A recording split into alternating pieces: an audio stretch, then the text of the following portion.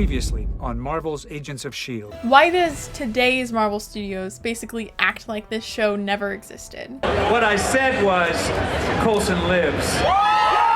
Despite the fact that we had sold a show that said not all heroes are super, the audience came every week figuring that the Hulk was going to be on this week and then, whoever was going to be on next week, and none of that happened. As more and more episodes came out, the ratings just fell more and more, setting the alarm bells off for everyone, but especially ABC. That was it. He walked away from Marvel, and with him, he took any influence that he may have had on the connection between the movies and Agents of S.H.I.E.L.D. By 2015, Marvel, and especially Marvel TV, was already boiling over with their coveted synergy. Things were looking up, with more and more opportunities coming onto the horizon. But in reality, the cracks just weren't quite visible yet, but would only continue to grow in the years to come.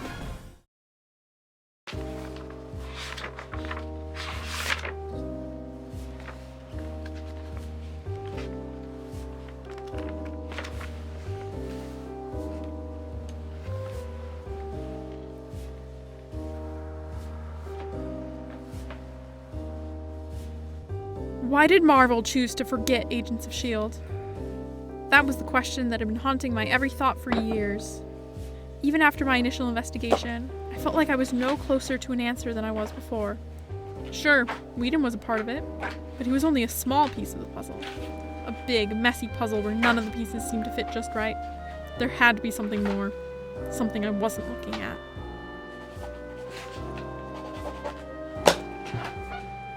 What am I missing? Just a minute! I said! Whatever. Is this the office of Detective B? Signature says so. What's it to you? I have some information that might be of interest to you. Regarding a case I hear you've been working on. Oh? What might that be? I can't. I mustn't. Alright. There's been a murder. A what? That's all I can tell you. I'm sorry. Take this. Okay. Be careful. There are some powerful people at play here. No, wait!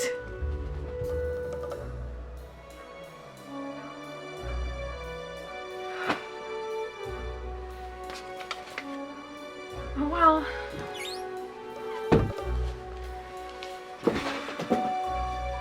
I never did learn who she was, but the folder she left me, now that was quite something.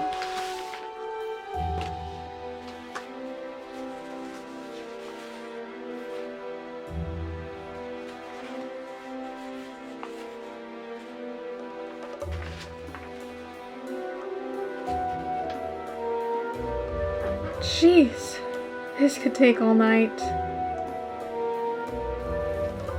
I couldn't believe what I was seeing. The woman wasn't lying. There had been a murder right under my nose all along. Maybe, to crack my current case, I had to tackle a different one. Who killed Marvel TV?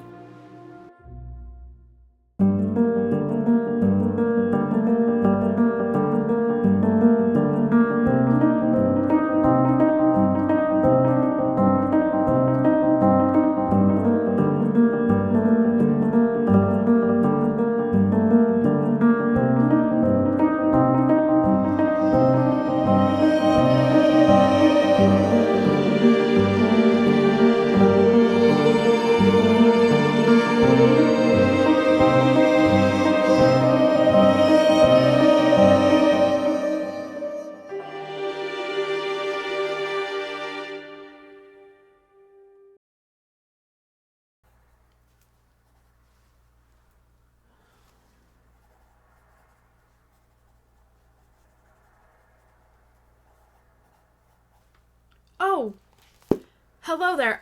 Sorry, I didn't see you come in. I've just been mulling over these files. It's a lot to go over, but let's pick up where we left off, because last we left them, Marvel TV was still very much alive, maybe even thriving. Sure, not every show had been a smash success, but they were still growing and fast. 2015 saw the premiere of 3 new shows: Agent Carter, Daredevil, Jessica Jones, as well as Agents of S.H.I.E.L.D. returning for its 3rd season, of course. By 2017, that number would balloon to 9 actively ongoing shows across 3 different networks and 2 different streaming services. So by all accounts, Marvel TV seemed to be on solid footing, nowhere close to death. But only 2 years later, that would all change. They would lose nearly every single one of those shows with little to replace them, and ended the year being folded into Marvel Studios, officially as dead as could be. So what happened exactly? The answer seems simple: Marvel Studios killed them. But I think it's a bit more complicated than that. Maybe they just put an already dying subsidiary out of its misery. Maybe there was malice there, or maybe Marvel TV simply imploded. If we're looking for someone to blame, who? Who really killed Marvel TV? Just like with everything in this case, I'm afraid there is no simple answer. But before we can even try to solve this, we're going to need a bit of a history lesson first.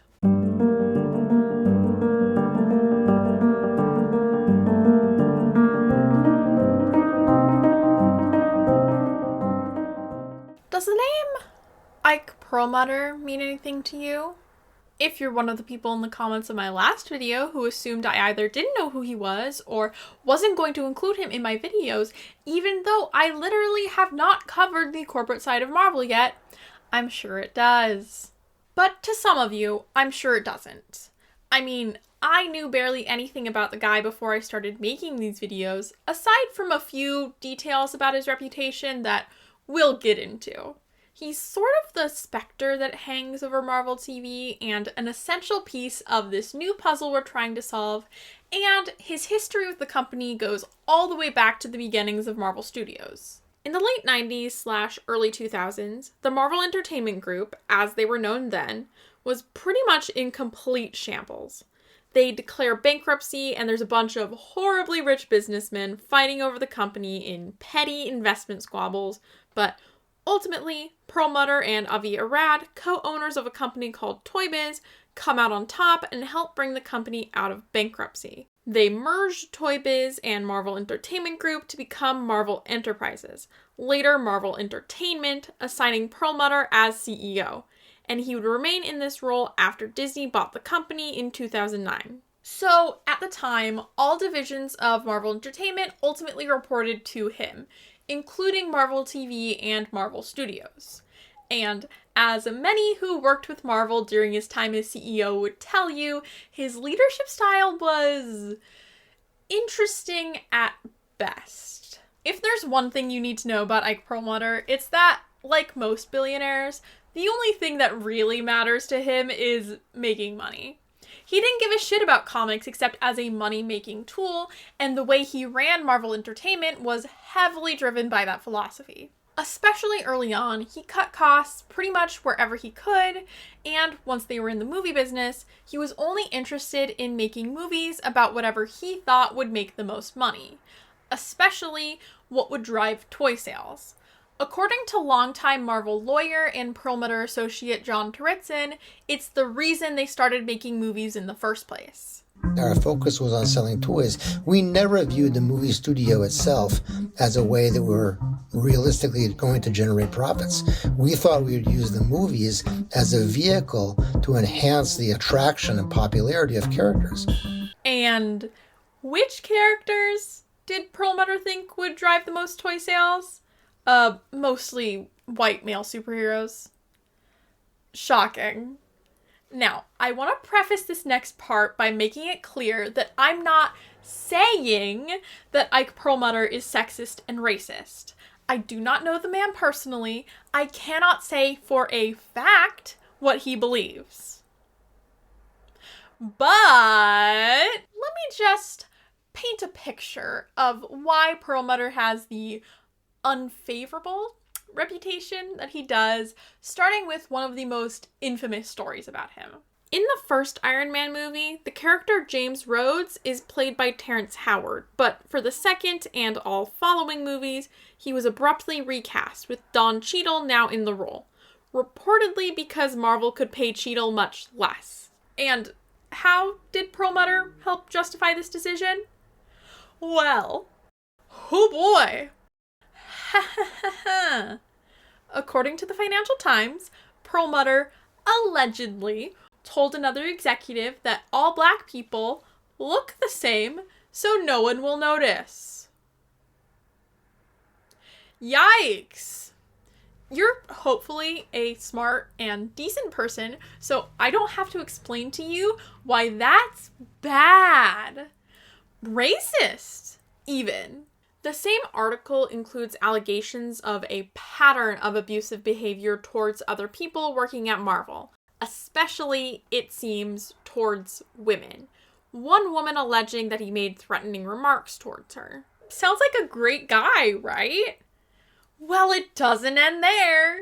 Particularly around 2014 to 2015, Marvel caught a lot of flack for a lack of toys and merchandise including female characters, mainly Black Widow and Gamora, and many people have blamed Perlmutter for that. According to an article in Vanity Fair, Perlmutter, citing his years in the toy-making business, reportedly made the decision to scale back production of Black Widow-themed merchandise in 2015 because he believed girl superhero products wouldn't sell. And this philosophy likely bled into how he influenced Marvel Studios as well. Many people have also blamed him for just how long it took Marvel to introduce more diversity into their films and put women and people of color at the forefront. I mean, if he doesn't think girl superhero toys sell, why put them in movies in the first place? A leaked email from him seems to back this idea up, as he cites several cherry-picked examples of women-led superhero movies that performed badly, suggesting a lazy attempt to argue why Marvel shouldn't make them. And it's this issue that would bring him into direct conflict with some of the big players at Marvel Studios, mainly Kevin Feige. I think it's a bit more likely that you know who he is, but I'll introduce him anyways. Feige had been president of Marvel Studios since 2007, and as it began to have this meteoric rise, Feige became the face of that success, frequently praised for his role in leading them to that rise. He was seen as this golden goose of sorts, pioneering the cinematic universe that was only getting bigger and more popular. But despite all of the goodwill he had from others at Marvel and the general public, that still hadn't earned him the freedom to do exactly what he wanted with the MCU, at least not without significant obstacles. And by obstacles, I mean Ike Perlmutter. Because Perlmutter's leadership style of maximizing profit to an extreme and beliefs about what kind of superheroes would do that for them pretty much dominated at the time. It was sometimes a struggle to even get women on screen, especially when the Creative Committee was established. The Marvel Creative Committee was a group of around 4 to 6 men, depending on who you talk to, who all worked at or with Marvel in some capacity. Its true intentions are a little bit murky, but it seems like it was, at least in concept, intended to help maintain continuity between all areas of Marvel and ensure that the movies stayed true, at least in spirit, to the comics that they came from. We would be kind of like the comic art dirtbags coming into the room, bringing our comic book truth. The creative committee got set up to be mostly pre-production and post-production. So we would read every draft of everything as it came in, or anything Kevin wanted us to read, but it felt like almost everything that was coming in. Drafts of things, outlines of things, concepts. The members we know of for sure are Dan Buckley, publisher for Marvel Comics, Joe Quesada, Marvel Entertainment's chief creative officer, Brian Michael Bendis, a prolific comics writer, and Alan Fine, a high-level Marvel Entertainment executive who, like Perlmutter, came from the toy business. Feige and his co-president, Louis D'Esposito, are also sometimes mentioned as members of the committee, but no one who reports on it can agree on if they actually were or just had to meet with the group regularly while working on the movies. only made more confusing by how often people speak of the creative committee as this evil entity apart from Feige. That's why talking about them is kind of complicated and requires wading through a lot of rumor, speculation, and anonymous sources. A lot of the things I read kind of use Perlmutter, the creative committee, and even Marvel corporate as a whole interchangeably, making it unclear who is exactly responsible for what. That's why I have a hard time attributing everything that the creative committee is said to be responsible for to all of its members uncritically. Because we don't really know exactly what those conversations looked like, and even its own members report having different experiences within it. But at the end of the day, Perlmutter was at the top, so everything does kind of go back to him, and by proxy, Alan Fine, the head of the committee. Alan Fine's whole thing was that whether it's comic books or movies, these are all loss leaders for the merch, which is where the real money is. Where he comes from, boys will not buy girls' dolls, period. Elektra tanked and Catwoman tanked, ergo, it can't happen. That is not the creative committee. That's Alan fucking Fine. I guarantee you that is not the position of either Joe Quesada or Brian Michael Bendis. Jury's out on Dan Buckley's personal prejudices, I guess, but this viewpoint did drastically affect several Marvel movies as the creative committee kept handing down notes that filmmakers could not ignore. 2 different female villains were axed over worries that the toys wouldn't sell, first in Thor the Dark World and later in Iron Man 3. In our original film, yes, it was a Hela story, and she was our big bad. But at that point in the process, so many of our decisions were being driven by the New York office. They forbid us from going that direction. And the short version was, boys don't buy female action figures. That is truly the reason why that version of the film was not allowed to be developed.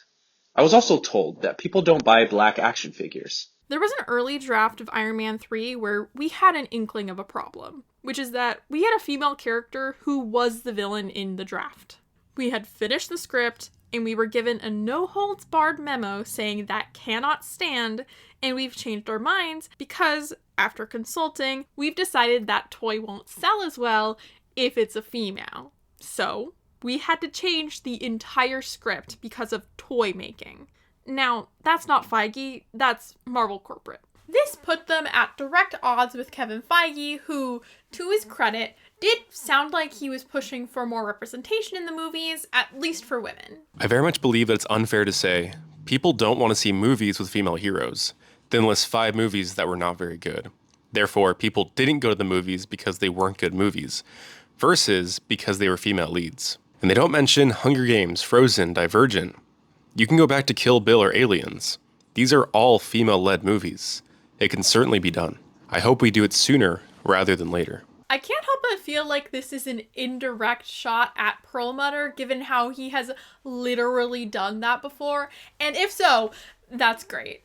And in a later interview, Mark Ruffalo has said that Feige came into direct conflict with Perlmutter over representation and had a genuine desire to introduce more diverse superheroes. When we did the first Avengers, Kevin Feige told me, listen, I might not be here tomorrow. And he's like, Ike does not believe that anyone will go to a female starring superhero movie. So if I am still here tomorrow, you will know that I won that battle. That was the turning point for Marvel, because Kevin wanted black superheroes, women superheroes, LGBT superheroes. He changed the whole Marvel universe. I don't know exactly how true that story is, given that Feige did not win that battle at the time, and yet he is still with Marvel. And 2012 certainly was not a turning point in terms of representation for Marvel, but whatever. The point is, it does seem like this was at least a part of the ongoing battle between Feige and Perlmutter, which would only escalate from there.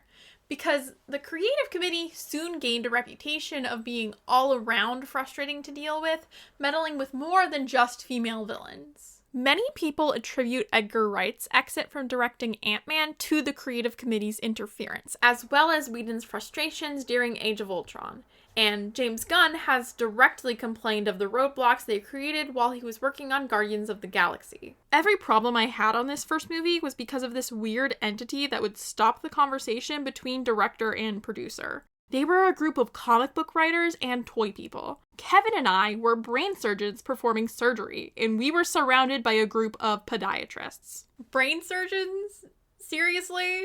You're making a fucking Marvel movie, James. Like, look, I love Guardians of the Galaxy, but it is not a high art masterpiece.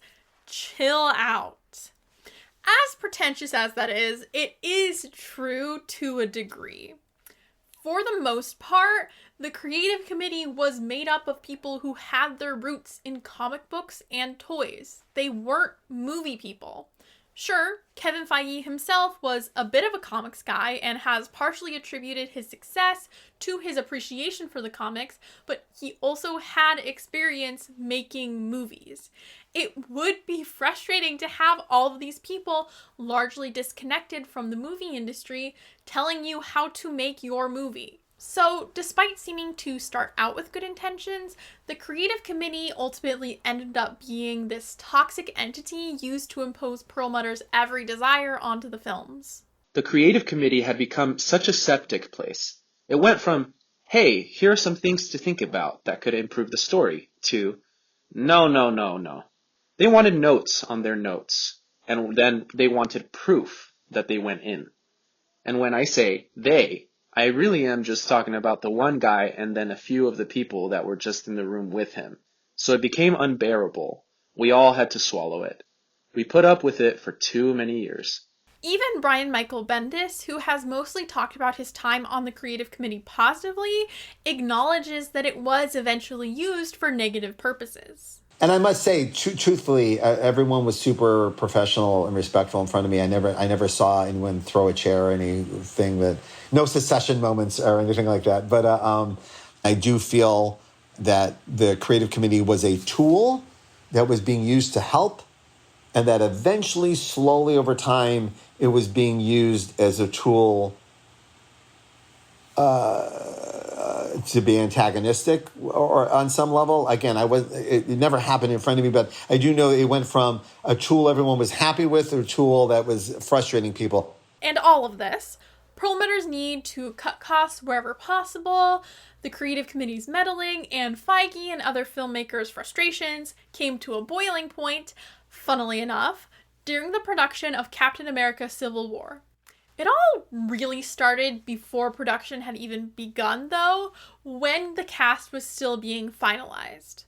Robert Downey Jr. has famously been one of Marvel's most expensive actors, leveraging his significance in the cinematic universe for big paydays.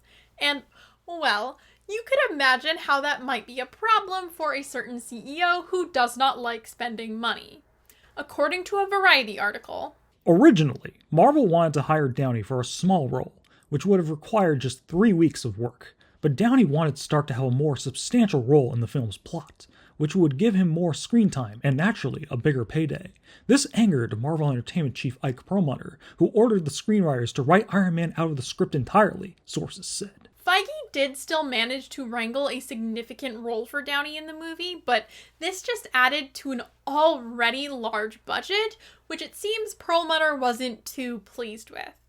The budget for Civil War would end up being around $250 million, making it one of the most expensive MCU movies up to that point.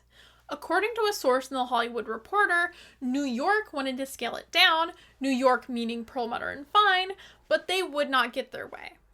I imagine that this was already causing tensions to rise, and things would just get worse when it came to the story of the movie itself, specifically the ending. Once again, the filmmakers and creative committee, probably just meaning Fine, were at odds. The former wanted the final fight to be between Captain America and Iron Man. It was literally called Civil War, after all. But the committee was afraid that ending the movie with these two beloved heroes still pitted against each other was too risky. The Avengers were now a super lucrative property. Breaking them up seemed dangerous. Plus, Ike and members of the committee still worried about toy sales. They thought pitting superheroes against each other would damage the value of whichever side fans disagreed with. The creative committee thought Feige was ignoring their notes and doing whatever he wanted. But Feige's team in LA thought the creative committee was meddling in their work. The directors of Captain America: Civil War even threatened to quit. Civil War started a civil war in Marvel. But when we drew the line in the sand, it became a moment where that company was either slowly going to bend back toward where it had come from, or it was going to slowly start to bend towards new territory. It was a mess, to the point that the big boys at Disney had to intervene. Each side made their case to Disney chairman Alan Horn, and ultimately, the filmmakers won out. The creative committee and Perlmutter were losing their grip on Marvel. And it wouldn't be the only time that Disney would go over his head to grant Feige's wishes, because we still have that problem hanging over them, Marvel's lack of diversity. And, if you believe the way he tells it, Daddy Disney himself stepped in to solve this one. I am so sorry. That's the worst line I've ever written. Marvel films so far have been largely built around characters who were white and were men. I said that I thought we should be changing that. Kevin agreed, but was worried that members of the Marvel team in New York would be skeptical, and so we started to discuss what characters we could actually introduce in their own films. Kevin mentioned Black Panther, who was about to be written into the Captain America Civil War script. We had a chance to make a great movie, and to showcase an underrepresented segment of America, and those goals were not mutually exclusive. I called Ike and told him to tell his team to stop putting up roadblocks, and ordered that we put both Black Panther and Captain Marvel into production. Ike heeded my requests. To be fair, I guess, Perlmutter has disputed this depiction of events, claiming that he wanted the movies to be made, just with a reduced budget. His lawyer buddy has defended him as well, saying that he's not prejudiced, he's just financially minded. He's definitely not prejudiced, you guys. Don't criticize the itty-bitty whittle billionaire. Well, we had a long history doing diverse characters in our comic books, but promoting one of those characters, elevating one of those characters to a movie and backing it with a $250 million production budget was a whole different level of concern and a whole different level of risk. So for us, we were quite concerned about audience reaction, audience reception to breaking the mold of the traditional successful superhero movie starring a white guy. The entire MCU project was a risk. What do you mean? You made the mold. There was no good precedent to prove that it wouldn't work. You just want to explain away not wanting to make... I'm sorry. I just don't see how it's possible to explain away all of Perlmutter's decisions and priorities without there being at least some prejudice there, especially given his track record that I have just established at length. And I'm also not saying that Iger's depiction of himself as this bastion of moral virtue, championing diversity of the goodness of his heart, is anything but utter horseshit too. I do not believe that the push for more diversity in Marvel and Disney movies was motivated by anything other than a desire to improve their public image and, of course, to make money. But if I had to choose an account that I think is at least more truthful, I would pick Iger's, partly because it just kind of makes sense, especially given everything else I've been talking about. But regardless, the rift between Perlmutter and Feige was as wide as it had ever been at this point, and it was only going to get worse. According to Perlmutter, he tried to resolve their differences, but it did not work. Ike told me that he, in early 2015, decided that they needed to have a peace summit. And Ike makes this opening statement where he says, look, we've got to make peace. And he talks for about 15 minutes, explains that the studio's got to stop fighting with the creative committee in order to go forward and make the movies everyone wants to make and make the kind of financial returns that they're looking to make as well. They did not make peace. And after this, according to Iger, Perlmutter tried to get Feige fired. In 2015, he was intent on firing Kevin Feige, who was running Marvel's studio or the movie making at the time, and I thought that was a mistake and stepped in to prevent that from happening. And so, with irreconcilable differences between Feige, the man who was the face of Marvel Studios' success, and Perlmutter, the man who was assigned most of the blame for impeding those successful movies, Iger made pretty much the only logical decision that he could. He removed Marvel Studios from Perlmutter's grasp. In August of 2015, the biggest change in Marvel's corporate structure in years took place. Marvel Studios would no longer be under Marvel Entertainment. Instead, it was placed directly under Disney, meaning that Feige would now report to Alan Horn rather than Perlmutter. The official reasoning from Disney was that they wanted to centralize their film production, but Iger later mentioned that much of it was about solving the conflict between Feige and Perlmutter. Kevin is one of the most talented film executives in the business, but my sense was that the strained relationship in New York was threatening his continued success. I knew I had to intervene. And so, in May 2015, I made the decision to split Marvel's movie-making unit off from the rest of Marvel and bring it under Alan Horn and the Walt Disney Studios. Kevin would now report directly to Alan and would benefit from his experience, and the tensions that had built up between him and the New York office would be alleviated. The transition wasn't an easy one, but ultimately, it diffused what could have become an untenable situation. And that was it. After, quote, years of frustration, Feige was finally free of Perlmutter's influence, and the creative committee, which was effectively over after this restructuring. This probably was for the best. I am no fan of Perlmutter. A big consequence, though, was that it left the rest of Marvel in a bit of a weird spot. All of the other divisions, including Marvel TV, were still under Marvel Entertainment, meaning we now have this extra degree of separation between the movie and television divisions. Yes, they're both still under Disney, but they don't share the same corporate channels anymore, and you could see how that might lead to a bit more disunity, especially if there was still bad blood between Perlmutter and Feige. So, what exactly did this even mean for Marvel TV?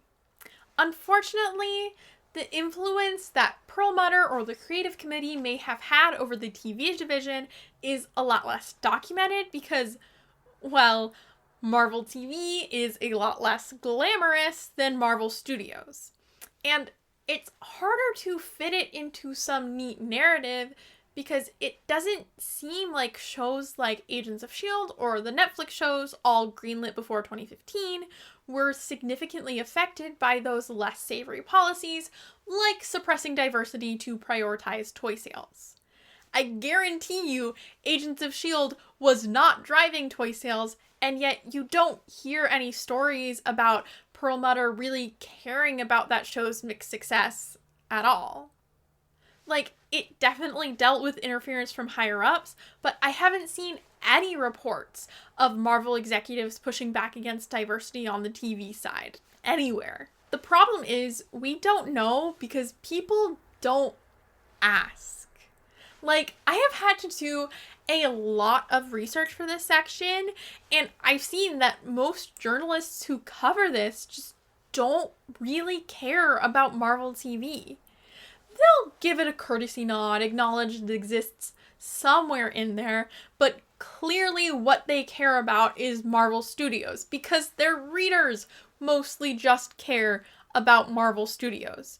Most people do not care what Ike Perlmutter or a member of the creative committee would have to say about Marvel television, so we just don't really know. The book MCU, The Reign of Marvel Studios, claims that the creative committee were the ones who specifically were pushing for more direct ties from Agents of S.H.I.E.L.D. to the movies, but I haven't seen any support for that anywhere else, so I don't feel like I can repeat that uncritically here.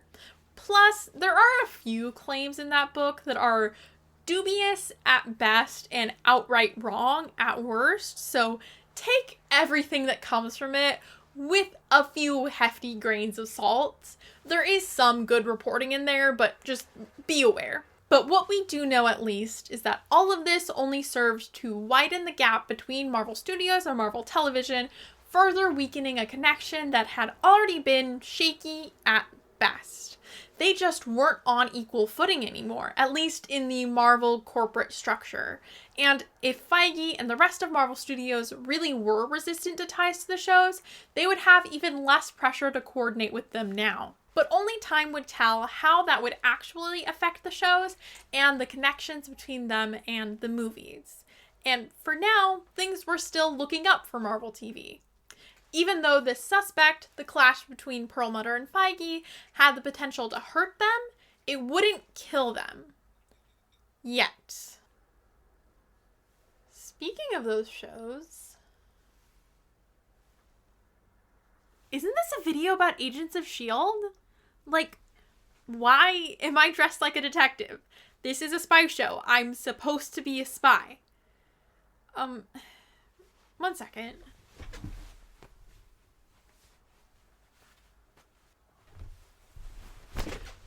That's better. Let's talk about Agents of S.H.I.E.L.D.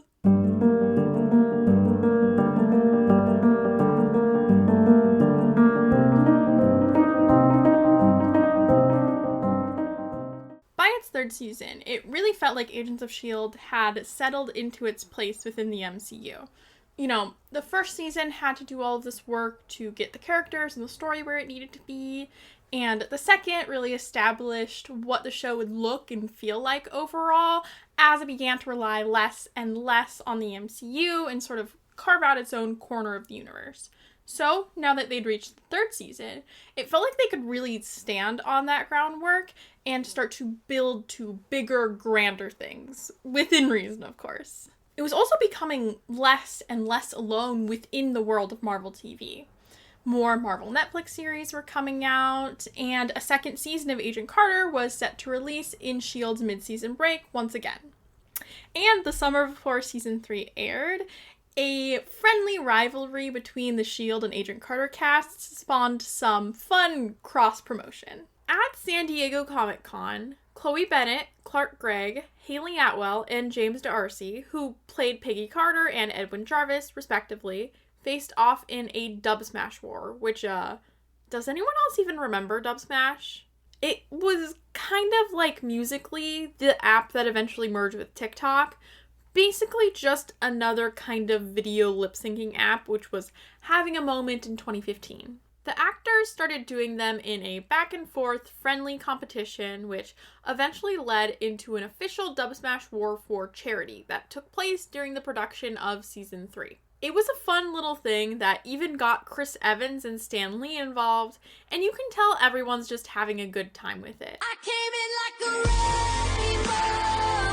Team Carter did win, probably because they had more cameos, but both teams did raise over $70,000 for their chosen charities, Stomp Out Bullying and St. Jude's Children's Research Hospital.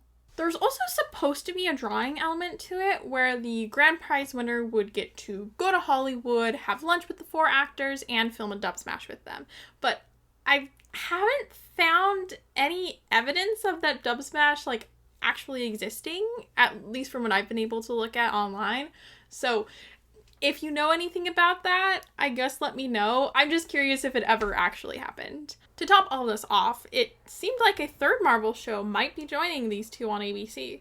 That summer, it was reported that ABC was working on a deal to officially give Bobby and Hunter their own S.H.I.E.L.D. spinoff, Marvel's Most Wanted. The spinoff had originally been discussed in spring 2015 and would have had the characters exit at the end of season 2, but was ultimately abandoned so they wouldn't be taken away from the show so quickly. We absolutely love those characters on S.H.I.E.L.D. We think S.H.I.E.L.D. hit its creative stride this year. We thought the right thing now is to leave them on S.H.I.E.L.D. because S.H.I.E.L.D. is so strong on the moment. But now ABC and Marvel TV were revisiting the idea, which, if it got picked up, would continue to expand Marvel's presence on the network, still feeding the mothership. But to go back to Agents of S.H.I.E.L.D. Season 3, this season does just feel bigger in some ways, like a continuing escalation from the first 2 seasons. You know, you start out with a conflict that's very much grounded in the spy stuff, with some of those more alien touches, but the bulk of it is just Hydra versus S.H.I.E.L.D.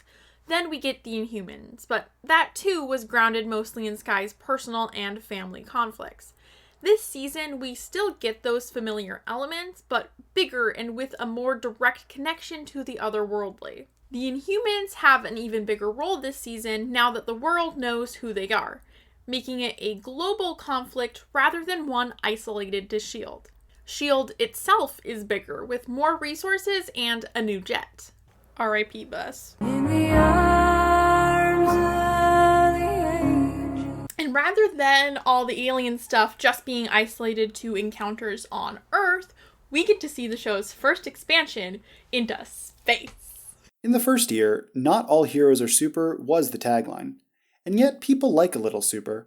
Finding a balance is our ongoing goal. You always try and top what you did last year. We're not trying to get bigger just to get bigger, but to expand the show and tell bigger, themey stuff. In terms of production, this is an enormous show.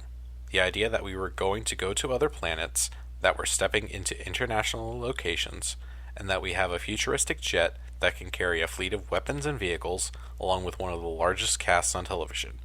That's been one of this season's biggest challenges and triumphs. All of this, of course, still had to be within the realm of their limited TV budget, so things couldn't get that much more elaborate, but still, it's impressive what they are able to do within those limitations while still keeping the show true to its core. From the beginning, this was meant to be a show about the normal people among superheroes, the little guy among giants and gods. And we're not exactly there anymore. There's a literal superhuman on the team now, of course, but it's still more of a human focus. Daisy isn't a larger-than-life superhero like the Avengers, and the Inhumans at large are mostly just regular people who have this genetic difference that gives them abilities. We also see more of the way this strange world full of superheroes affects humanity and their response to it. And in a character sense, this shift in the show's focus is also represented in Coulson's personal shift. He's far from the company man he used to be, now struggling with his own humanity as someone who's had to become more cold and distrustful in his role as director. Everyone in the show really dealt with their humanity this year. What is it like to be human? What is it like to be inhuman? Do you maintain your humanity when you're the director of S.H.I.E.L.D.? When you're an inhuman? When you're an alien? When you're a villain?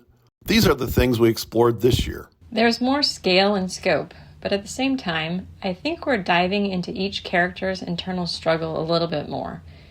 You would be surprised that there's even room to do that, but somehow there is. One immediate example of this that I really like is how we are shown the effects of Terrigen spreading through the ecosystem and how the world is responding to this surge of new Inhumans. It's this big global problem, but we see it through the eyes of one person, Joey Gutierrez, played by Juan Pablo Raba, who has just transformed and gained the ability to liquefy metal. The first thing we see this season is the aftermath of his transformation in his apartment and the destruction left behind.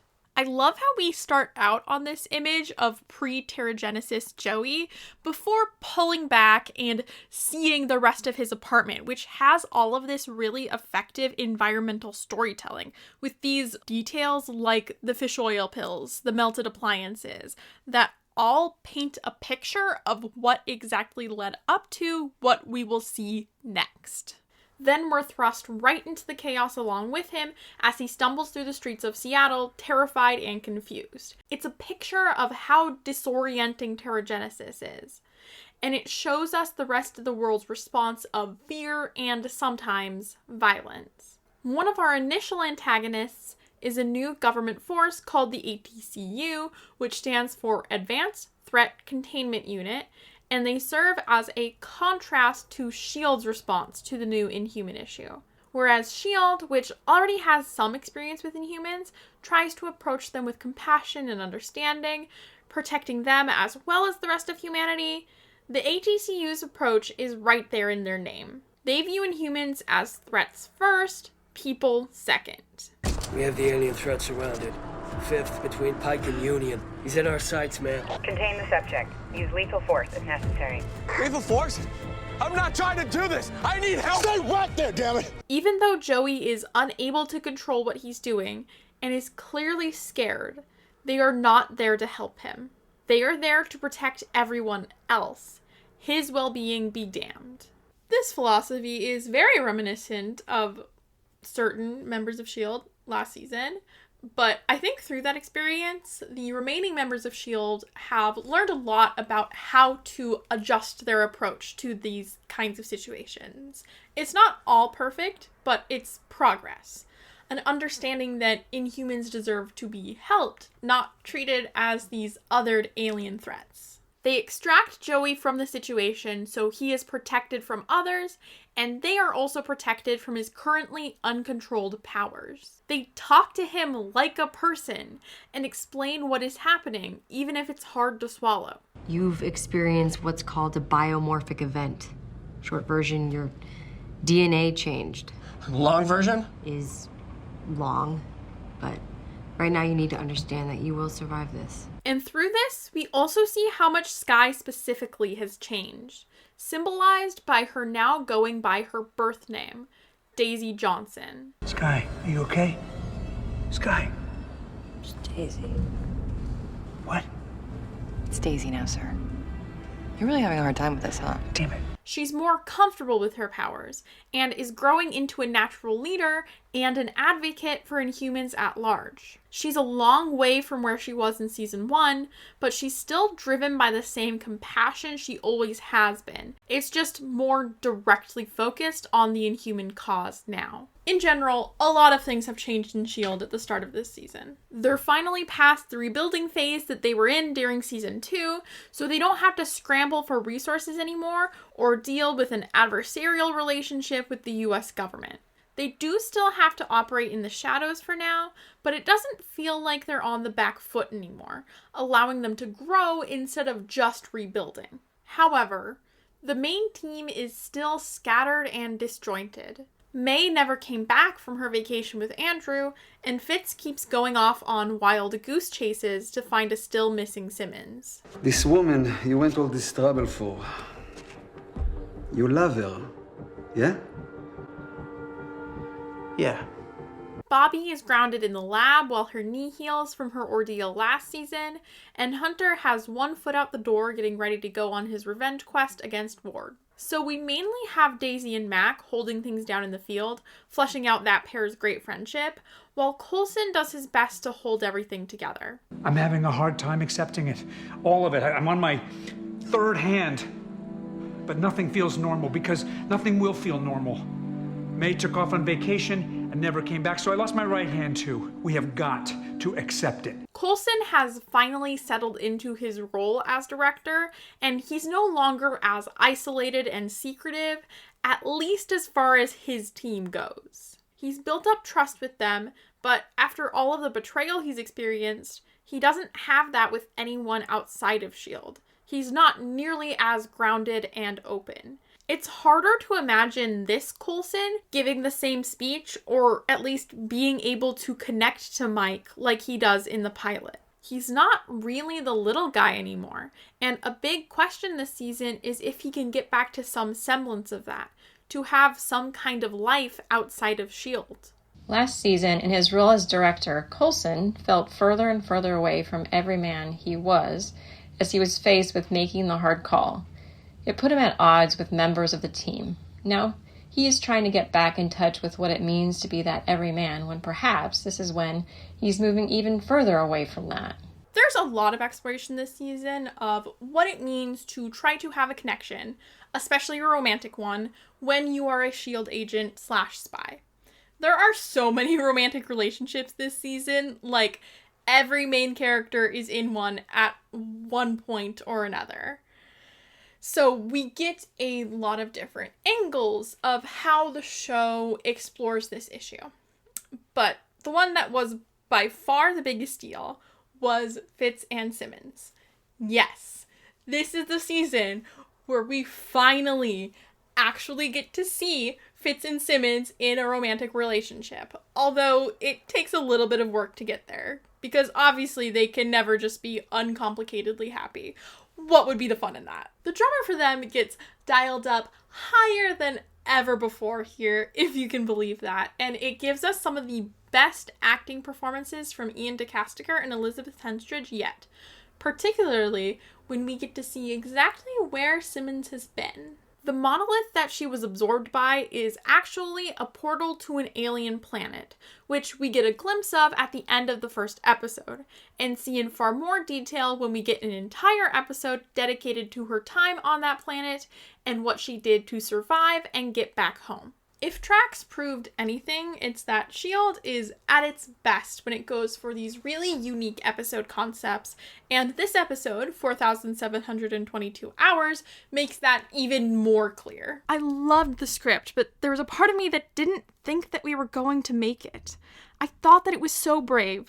It was something that the show had never done before, and I was so honored to have been a part of it. But I just had this feeling that it was too big of a risk and didn't think it would get made. But I learned my lines, and I broke down the script and prepared, and all of a sudden I was on set and it was happening. From that point, there was literally not 1 second to think about it. This episode is such a feat all around. Elizabeth Henstridge's performance is just astounding. She showcases the different stages of emotions that Simmons goes through so well. First, we see a Simmons similar to the one we saw at the bottom of the ocean, using science to analyze her surroundings and possibly distract herself from a horrible situation, and in lieu of Fitz being there, she talks to him as if he is, still using his companionship to get her through, even though he's worlds away.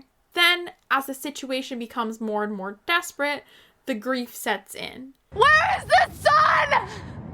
What did you do to it? I want the sun! I want...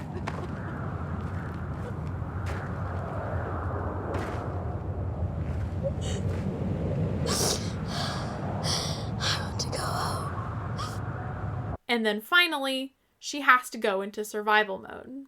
This episode is a really interesting spotlight on Simmons as she's pushed to the limits of her capabilities to survive and remain hopeful. She too has grown so much from the first season, now able to literally dive in head first to kill a creature that tried to eat her, and then eats it instead. You did it, bitch! Woo! She was so cool.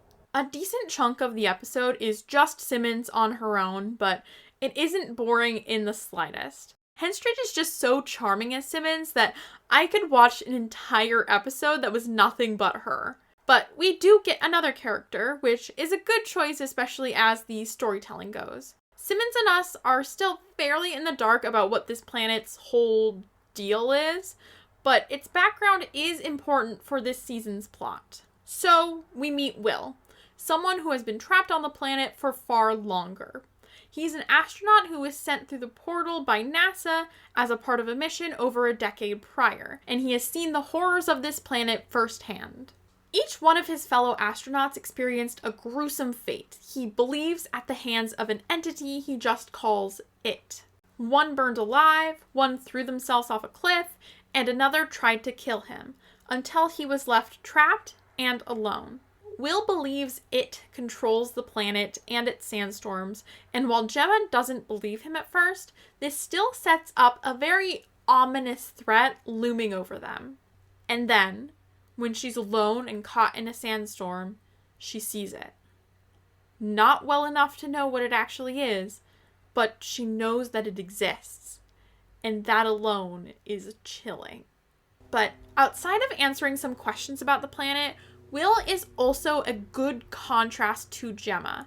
Having been here longer, he's resigned himself to never going home, while Gemma is still full of optimism and hope. Then that's how we'll work together. I'll be the voice of hope, you'll be the voice of doom. We'll keep each other in check. Deal? See? It's working already. No, it's not. Using the combination of his knowledge of the planet and her knowledge of science, they try to work on a solution to get home.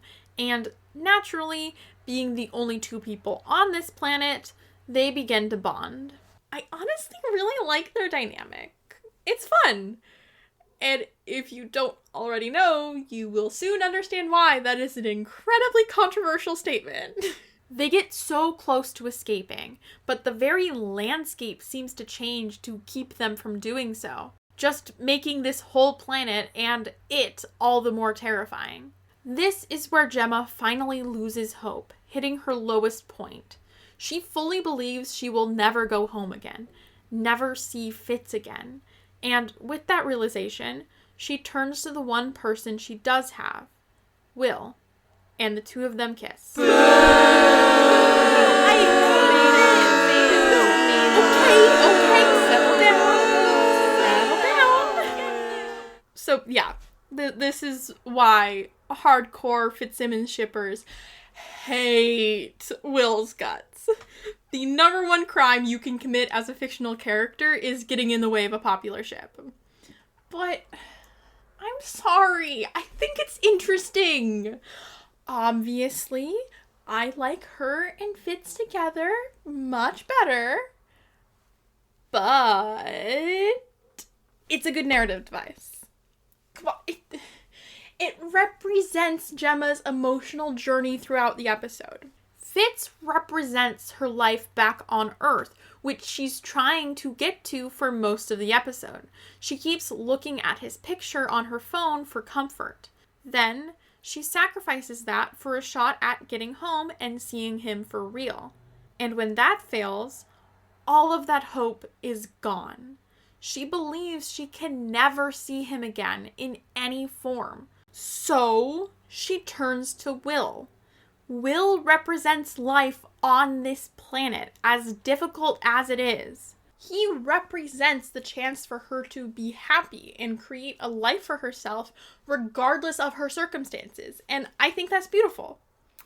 And then it makes for this really messy inner conflict and confusion when she does get to go home. She'd finally accepted one life, then she's thrust back into the one she'd let go of completely. The story uses this fantastical sci-fi scenario to explore the nature of love and connection, and does so in a way where it's clear that she genuinely does love both Fitz and Will in different ways and for different reasons. And now she has to reconcile all of these conflicting feelings, these conflicting worlds, as she readjusts to life back on Earth, knowing she gave up on it. Come on, it's so interesting! I really like the way it complicates Fitz and Simmons' story this season, putting this extra roadblock between them, even though, yeah, we know they're going to get together eventually. It once again shows how dedicated Fitz is to her, even if he has his own difficult feelings, as he does everything he can to try to make her feel comfortable back on Earth, and even tries to help get Will back. I love how they're both allowed to feel their very complex and messy feelings without being shamed for it, even when they're upset at each other, even when they're fighting. And when those feelings crash into one another, it's perfect. What do you expect? I don't know, get angry! I cannot fathom any way out of this without hurting someone I care about. Do you think that I'm not angry? I'm sick to my stomach, I'm furious, but not you! Because we're cursed! The bloody cosmos wants us to be apart. The cosmos doesn't want anything. Yeah, well, I beg to differ. Because we had years, side by side, never occurred to us. I can't hate him, he's great. Why else would you fall for him? He did everything right. And you dove through a hole in the universe for me!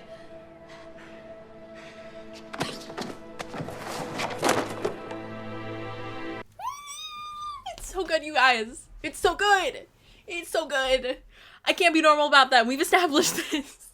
Going back to 4,722 hours, which is such a mouthful, aside from a really solid story and acting, it also has some great visual elements. When Fitz shoots a flare from the portal, we see the reflection in Gemma's eyes, and this is one of my favorite shots in the whole show. It's so beautiful.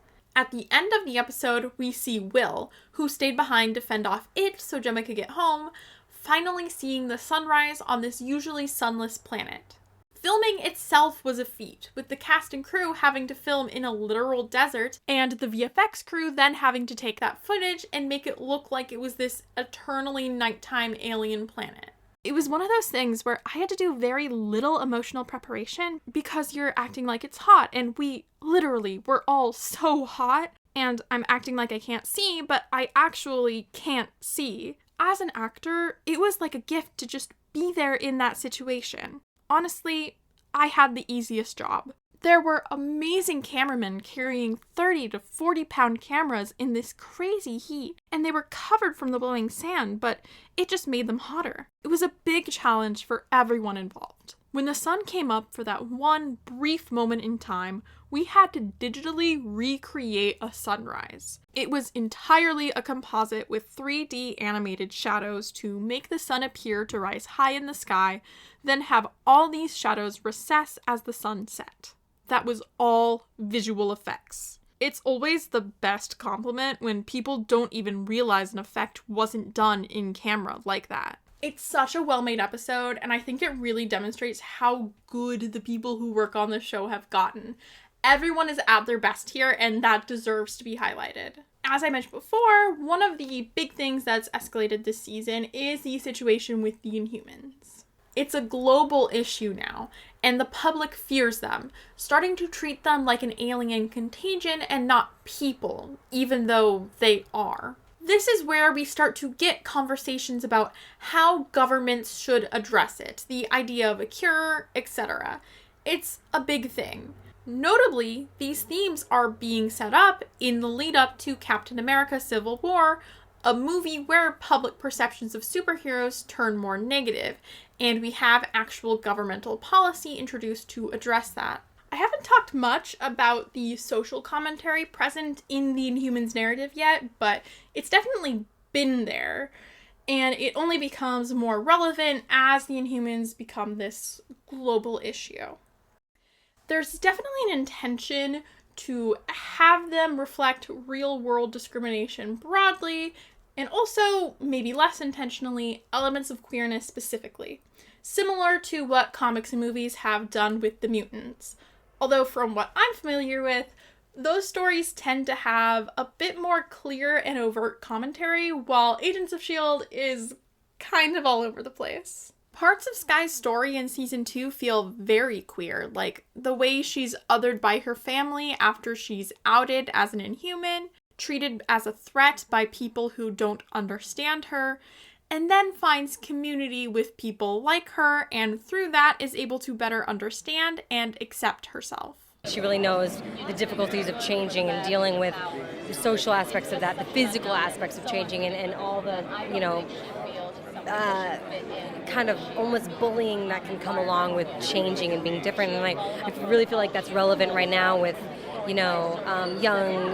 young LGBT teens and transgender teens, and feeling different doesn't mean that you're less, and that is definitely something we've kind of touched on a lot this season. Or take the way that Inhumans in general are consistently dehumanized and treated as inherently dangerous and threatening. I don't think it's an accident that the show's first openly gay character, Joey, is an Inhuman. I've lived with a secret before.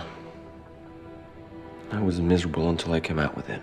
I don't think this is the only interpretation of what the Inhumans are meant to reflect, and it would be a mistake to see any of this as trying to be a one-to-one metaphor. A lot of the ways Inhumans are treated are also applicable to other groups that are discriminated against, but there are definitely parts that feel tied directly to queerness. Now that there is starting to be an awareness in the world about the presence of Inhumans, what we're doing there is just a metaphor for anything different in our society, obviously.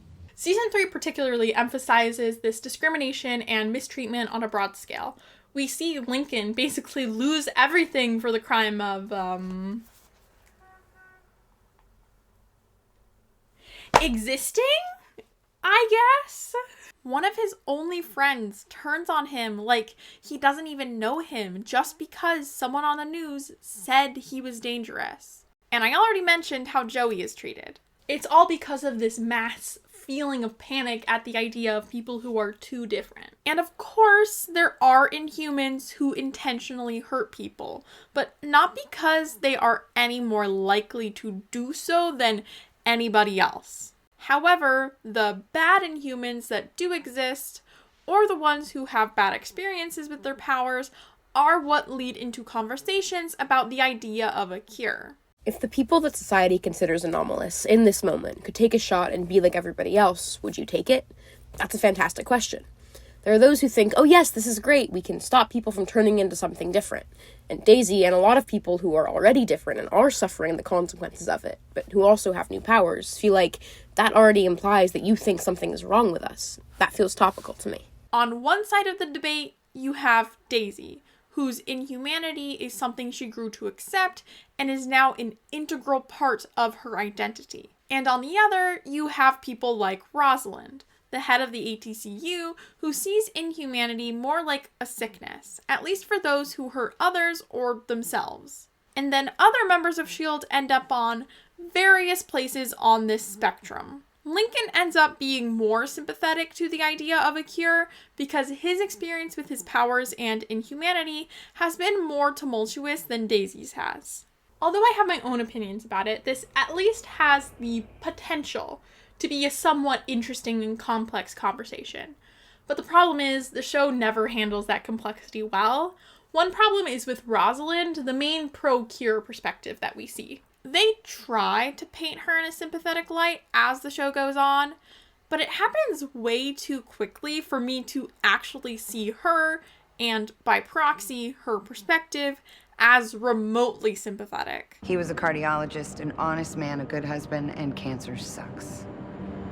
I'm sorry. I would have given anything to do this for him. Just put him to sleep for a little while until someone found a cure. I can do that for those people, for their families. He's in our sights, man. Contain the subject. Use lethal force if necessary. But no, we have to forget that because Coulson has a crush on her, so we need to like her now. Also, she likes Margaret Thatcher. Forget everything else I said. That's actually the worst thing about her. I agree with Rosalind in that, again, some Inhumans, like any humans, are dangerous. Daisy isn't representative of all people who transform. Some of them are very real threats. And yes, others have their lives made worse by their transformation. Daisy's initial transformation was a very negative experience for her, and she would have gotten rid of her powers if she could have. But she did learn how to accept this part of her identity when she was given the space to, and not ostracized because of it. How are you supposed to know how any given person will feel about being an Inhuman down the line?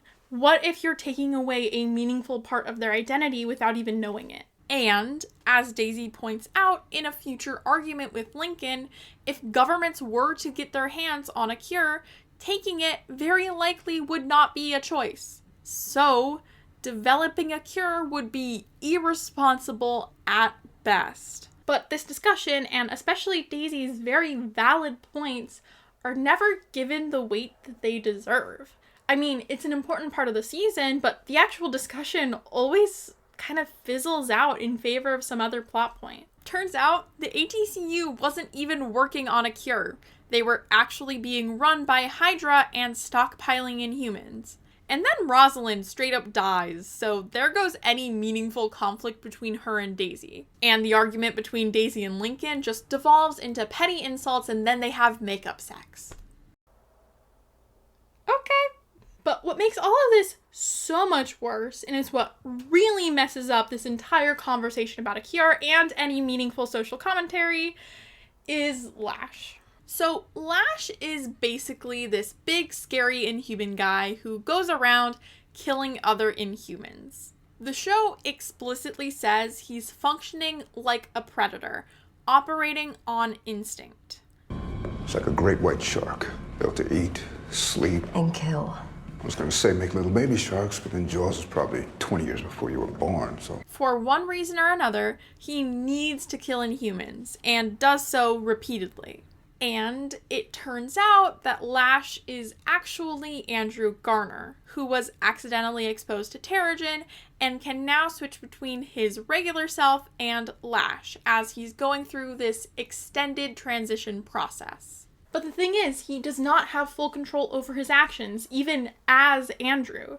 He's always somewhat influenced by Lash, even using his position at S.H.I.E.L.D. to get to some of the Inhumans that he kills. He's doing things that he never would have done before he went through Terrigenesis. So for the first time here, we have an Inhuman who not only has a physical change, but also a mental one. Every other Inhuman we've seen has still been largely in control of their actions. Andrew is the first Inhuman in this show who, because of his Inhuman transformation, actually becomes less human. His transformation makes him more dangerous, not because of what it allows him to do, but because of what it causes him to do.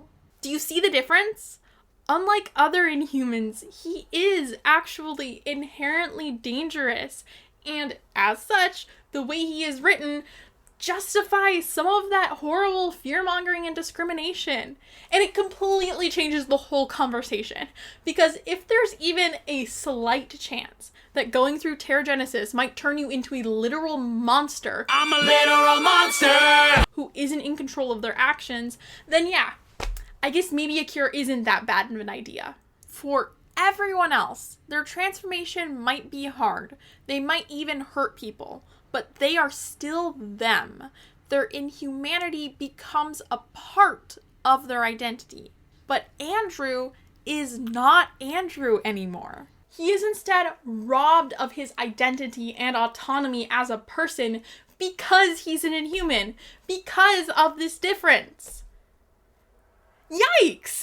And it's also incredibly iffy to take something that, at least in part, functions as a metaphor for queerness and make it the explicit reason that that character is preying on others. It's not good. It's kind of like if you made lycanthropy a metaphor for HIV/AIDS, but no one would do that.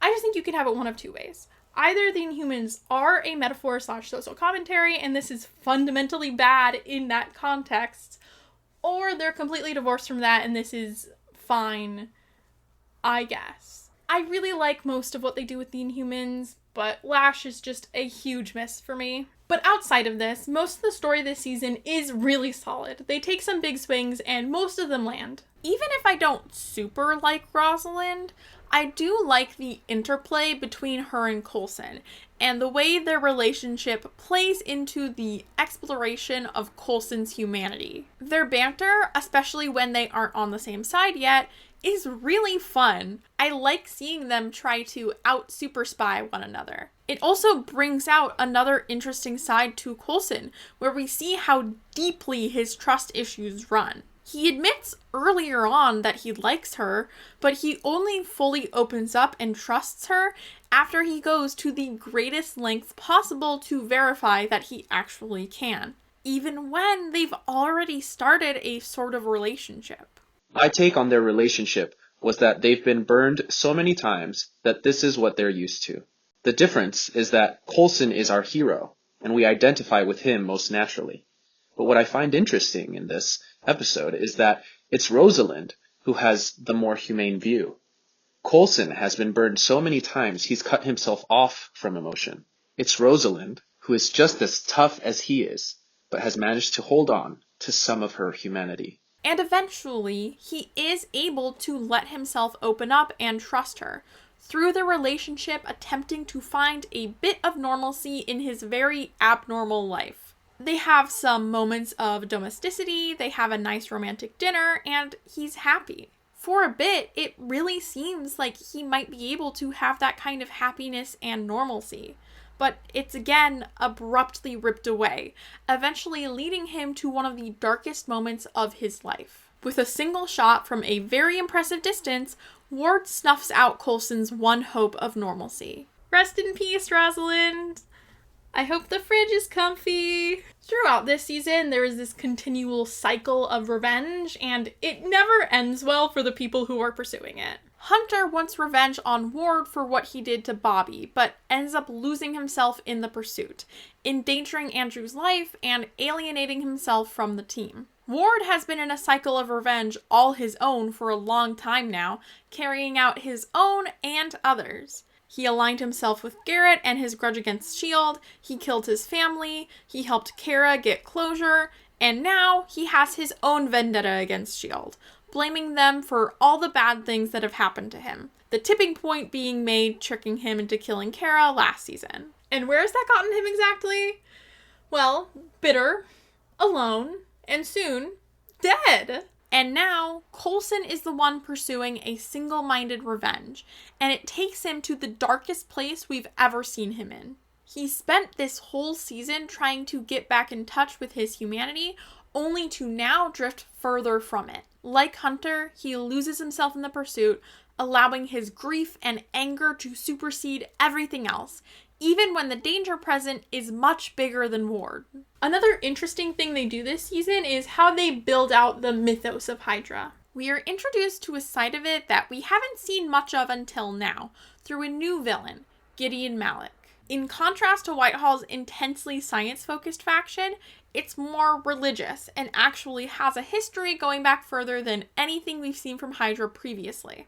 Hydra was founded centuries ago for the purpose of bringing back an ancient being from the very same planet Simmons was trapped on, the It they encountered. They would ritualistically send people through the monolith as a traveler to one day hopefully bring the being back. But so far, no one has come back, except for Simmons. I like how all of this weaves together with things set up early in the season, how it's gradually revealed that Hydra's roots go back much further than anyone in S.H.I.E.L.D. knew, and how it just builds up this mysterious entity even more, setting up the rest of the season so well. And when Hydra finally has a way to reliably navigate the alien planet to ensure a safe return with Fitzsimmons' unwilling help, Malik convinces Ward to let go of his vendettas and finally be a part of something bigger. I feel like Ward's turn here is a bit abrupt, but it does make sense to me after everything we've seen from him.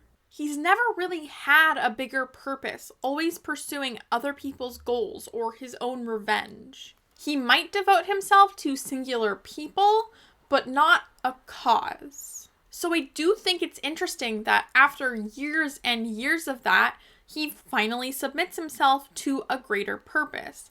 He leaves the charge onto the alien planet, letting go of the need for revenge he's held onto for so long, while Coulson is now the one with the vendetta he can't let go of. And in the process, it reveals to Coulson just how much like Ward he can become. And this is what brings us to the end of this arc. Ward, leading a team onto the planet, Fitz in tow to navigate and bring back Will, Coulson in hot pursuit, I'll be damned. Tatooine. And the rest of the team scrambling to rescue Simmons and make sure their guys get back without bringing any unwanted, potentially world-ending visitors. This all culminates in a wonderfully dramatic way. Coulson gets the jump on Ward once Fitz and Will slip away, while Mac and Daisy defend the portal in a last stand, the Zephyr standing by to blow up the castle containing the portal to make sure the entity doesn't get through. At least on the planet, it seems like everything is mostly fine, and everyone might just get what they want. But then Fitz realizes that something isn't quite right with Will. He knows just a bit too much about the planet, things about its history that he shouldn't be able to know. And then... How do you know so much about it? Because I was there. You're not Will. No. Will died saving Gemma. From me. They fight just as Coulson and Ward are getting there, distracting Coulson enough for Ward to attack. And in the midst of all of this, the portal opens. It tries to make it to the portal, and Fitz, in a last-ditch effort to stop him from escaping, shoots it with a flare gun, burning him and the body of the man Gemma loved. Coulson is able to subdue Ward, who is already injured, and this is where he is faced with the choice that will shape the rest of the season. The portal is open. Ward isn't going anywhere. He could just leave now. Trap Ward and it there forever, but that isn't enough for him. He remembers everything that Ward has done to those he cares about, to him. And he can't just leave him. He crushes his chest with his robotic hand, killing him. But before he leaves through the portal with Fitz, he leaves the hand behind. For us, what happened in that moment is as important, if not more, for Coulson's character than it is for Ward. We wanted to provide Ward's character with a meaningful, powerful death scene, but we also have been taking Coulson on this arc this year where he's been wrestling with his humanity and what it means to be a leader. He lost a hand and he never felt his robotic prosthetic was quite right. And then becoming director, he's had to make decisions he's not completely comfortable with. As Ward made his attacks more personal, Coulson has had trouble distancing himself as the director. He literally stepped down from director so he could behave in a much more vengeful, personal way. And then having defeated Ward, he could have walked away. He doesn't feel good about that. He's not proud of it. He's going to question his own morality. They make it out just before the team destroys the castle, and they all tearfully reunite, a triumphant feeling in the air. But it's weighed down by something else. Daisy goes to Lincoln, May to Coulson, Mac to Bobby and Hunter, but Simmons goes to the containment pod, hoping she might see Will. But of course, he isn't there. As Fitz comforts her, him and Coulson lock eyes in a haunting stare. Only they know what he did, what he left behind. And then we realize it wasn't even worth it. After all that, Hydra won. Something else did, in fact, make it back. In Ward's body. I'll be damned.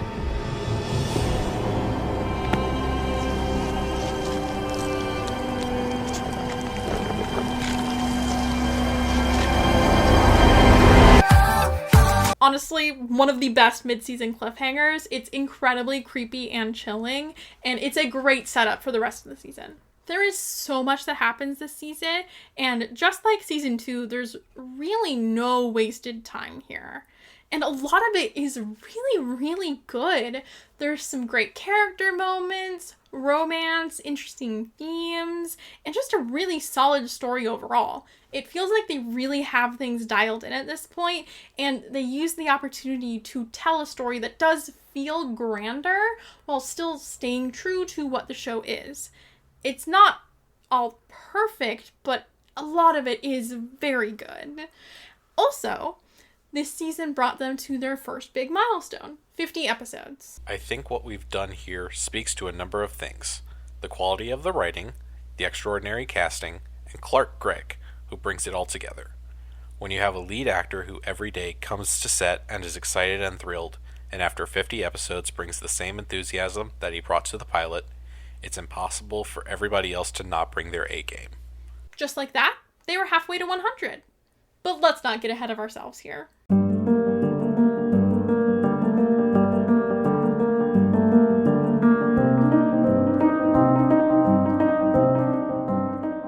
In the 2-month mid-season break, there was a decent bit of excitement for Marvel TV fans. The next season of Agent Carter came out, and while it wasn't quite as well received or viewed as the first, it still had a lot to enjoy and room to grow.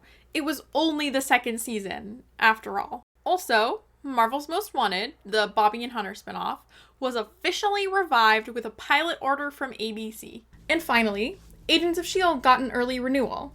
Before, that wouldn't really happen until May, right around the tail end of the current season, but for the first time, we got the good news in March, before the season had even resumed, which was a bit of a comfort for both fans and those working on the show. When we near the end of the season, we've already started brainstorming what the next season could possibly be. Now it's nice to be able to forge ahead without having to worry. The second half of the season would continue the first half's exploration of all of these big themes and existential threats, with things continuing to escalate now that the being from the alien planet, whose actual name is Hive, is on Earth with Hydra. Hive is actually an ancient Inhuman, which means much of what's been going on with the Inhumans at large pretty directly ties into his motivations and who he is. I like the way they keep the information we have about him to a slow drip feed. He doesn't seem so scary at first. He's in a dead, weak body after all, just sitting around watching the news. Creepy, but we still don't know why he's a threat. And then we see glimpses of the way he affects the Inhumans that work for Alec. Their loyalties more with Hive than him. At one point, he has them bring him a bunch of human beings, and he literally disintegrates them to heal his host body. Poor Britt Dalton had to be covered in this, cold honey mixture for this scene, and just, awful. Adequately horrifying, though. I have to give Brett Dalton props in general because at this point he has basically played 3 different characters on the show, and he does a great job with each of them. Part of the reason Hive is so unsettling to watch is because he has the face of a character we're very familiar with, but he so distinctly isn't Ward in all other aspects. Dalton just pulls off his otherworldliness really well, and it makes him feel that much more creepy and threatening. I've got to play 3 remarkably different characters in this show. That's an incredible opportunity as an actor. I thought when they cast me, I was more or less going to be that guy on the show who's the Boy Scout, as some people called him. Little did I know they had all of this stuff up their sleeve. It's an incredible opportunity. That's how I saw it. It wasn't, oh shoot, here we go again. For me, it was always just really special, and they really trusted me with material and big shifts like that. That's an honor, really. I've never wanted to take that for granted. Eventually, we learned that Hive is basically like a parasite, one that can eat away human flesh, take over the dead bodies of humans, and, we eventually discover, control the minds of Inhumans. All of this information building up until we and the team realize just how big of a threat he is, being nearly unkillable and unstoppable. And that threat hangs over the rest of the season quite effectively. Hive was also one of the first Inhumans, being banished by the Kree to that alien planet because they were afraid of how powerful he was.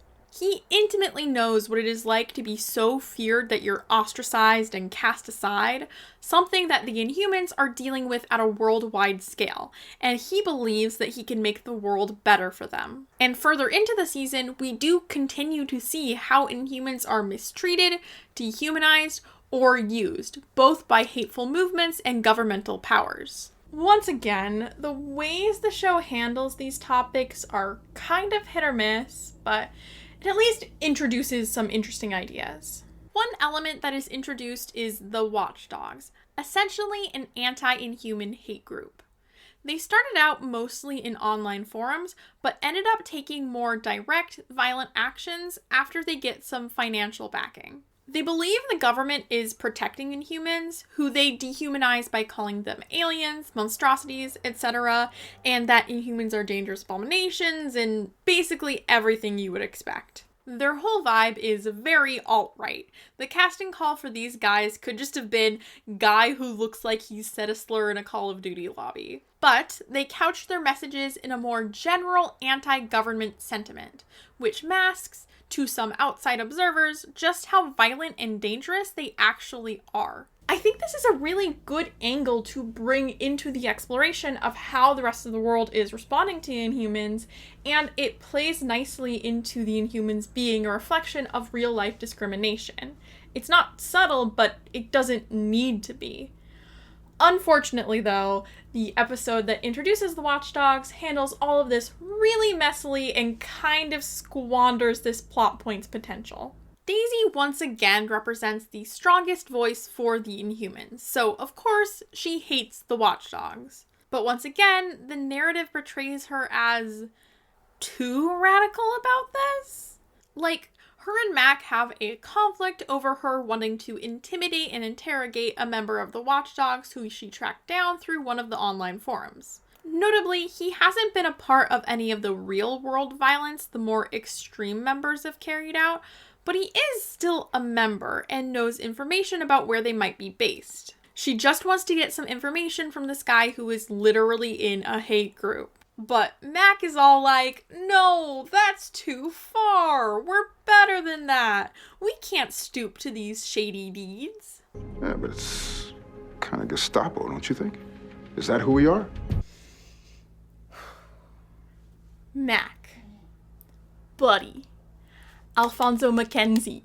I know you are fictional, but I just need you to hear me right now. You work for a secret spy organization that is not operating in any official capacity with authorization from any governmental body. By default, everything you guys do is shady and extrajudicial. Like, S.H.I.E.L.D. is not operating within the bounds of the law. In fact, historically, S.H.I.E.L.D. has not done that. So why are we moralizing now about threatening people? Let's just be consistent here, man. We're S.H.I.E.L.D. I'm trying to save lives. I'll use whatever advantage I have to do Yeah, it. the advantage of superpowers, which is something I don't have. But I'm not so sure you should be using yours to sidestep civil liberties.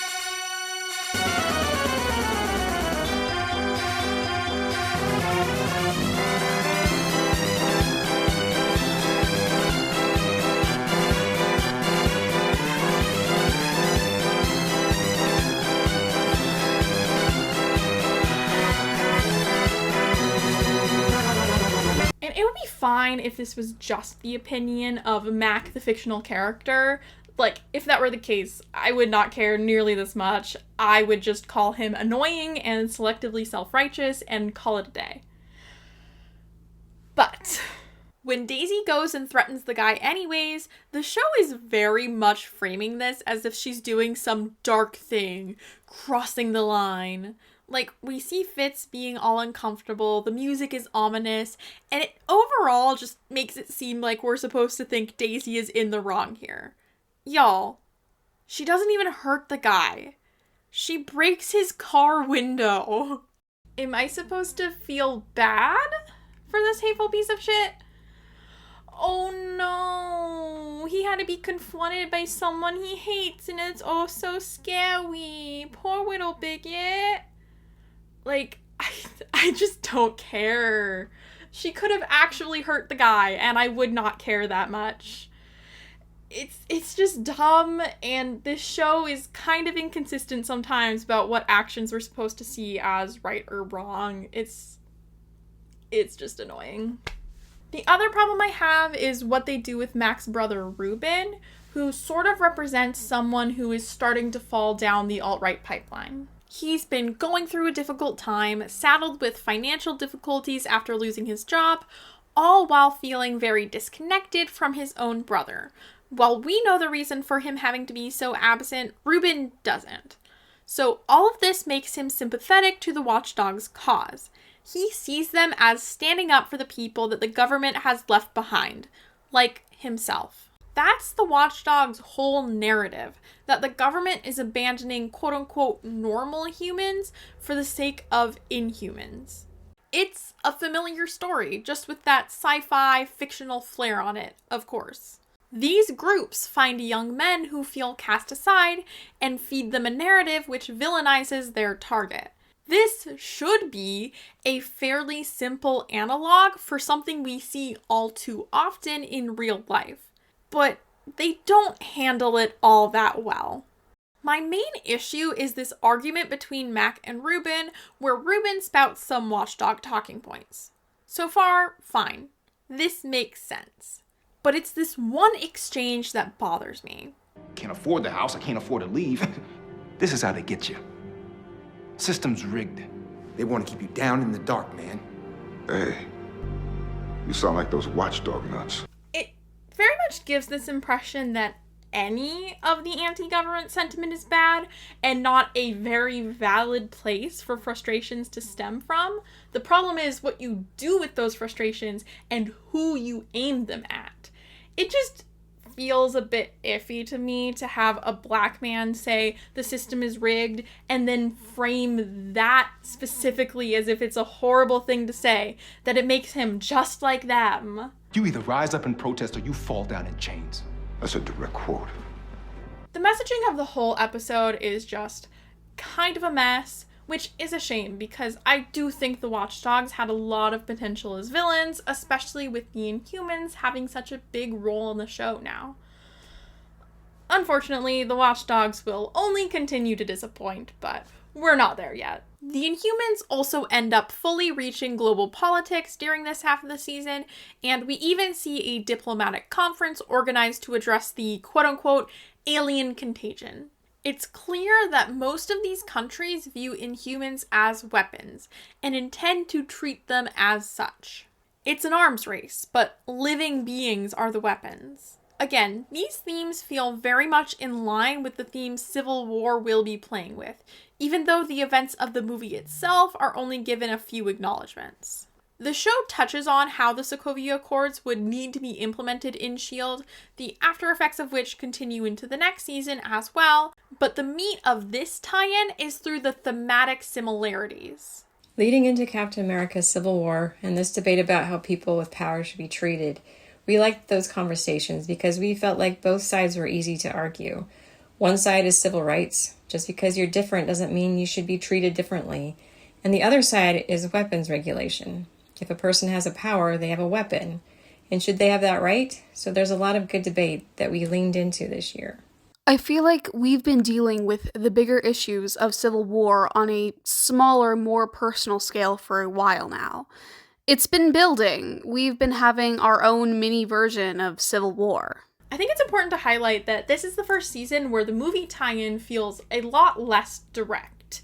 Again, there are still consequences that the show has to address, but it's a lot more distant than the other tie-ins have been. The show is mostly standing on its own at this point, still connected to the movies, but not having to lean on them or their story nearly as much. And that is a direction that we will continue to see them go in. All of this debate and political strife does end up having an effect on our team directly, especially Bobby and Hunter and where their story goes. Throughout the season, we've seen more and more glimpses of how Hunter and Bobby have been struggling with their place in S.H.I.E.L.D.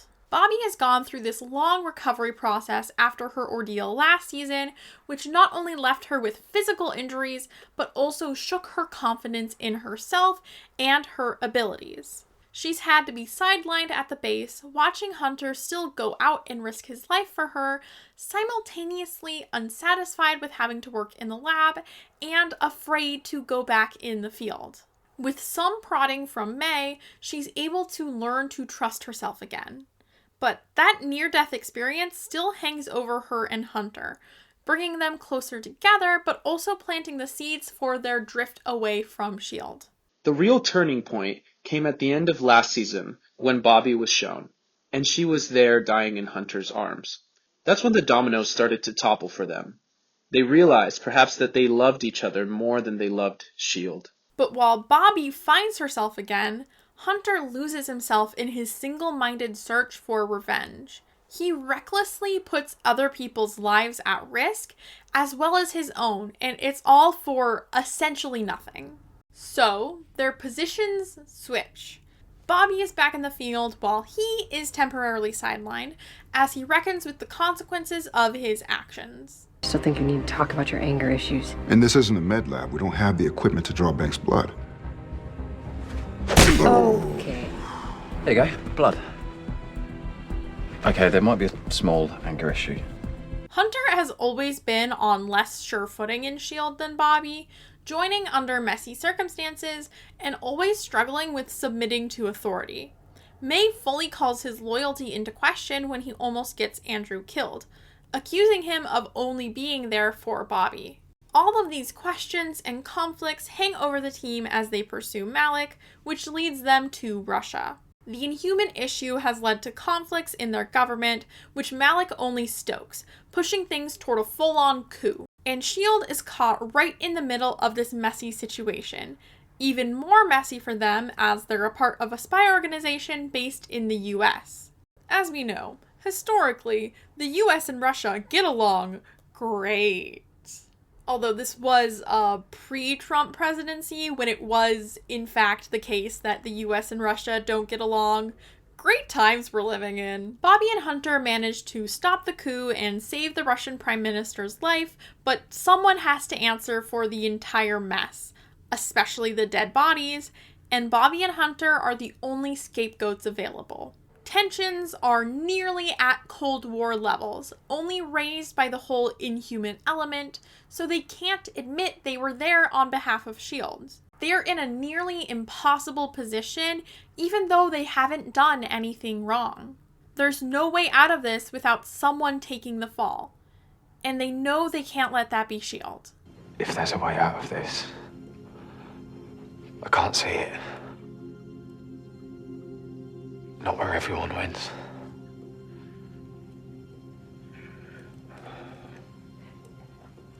Maybe not everyone should.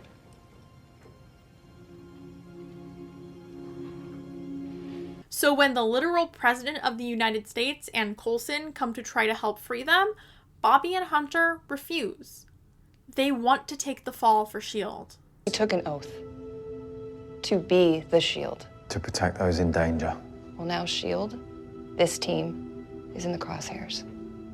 And the right thing for us to do is take the bullet.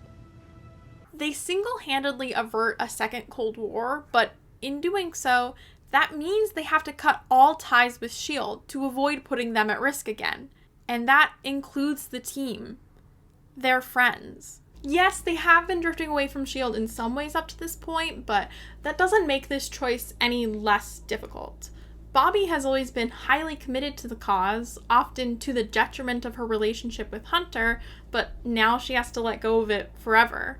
And Hunter, whose commitment has often been questioned, actually proves it by being willing to make this sacrifice, which could come with untold consequences that they'll have to face alone. This scene is emotional enough, but the part that really destroys me is how the episode ends. They're set free, but are under near constant surveillance. We see them in a bar as they've been adjusting to life apart from S.H.I.E.L.D. when they get a free shot handed to them. Then another, and another, each from the members of their team, saying goodbye from afar. It's a spy's goodbye.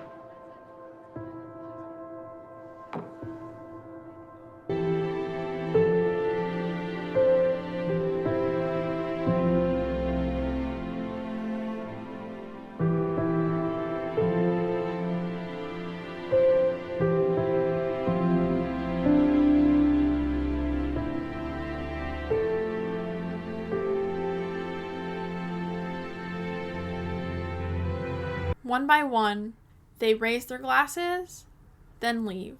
The last to leave is Mac, lingering for as long as he can as he's forced to let go of his best friends.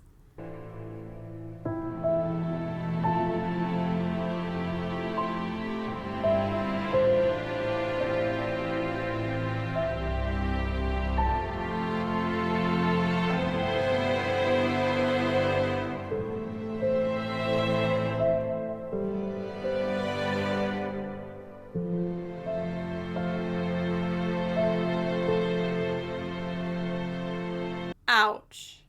The emotions in this scene are about as genuine as you can get, because we aren't just saying goodbye to two beloved characters, but also two actors who are a part of this tight-knit family of cast and crew. When you're there as an actor, you can't help but think that you've spent so much time with all of these people, and this chapter is over.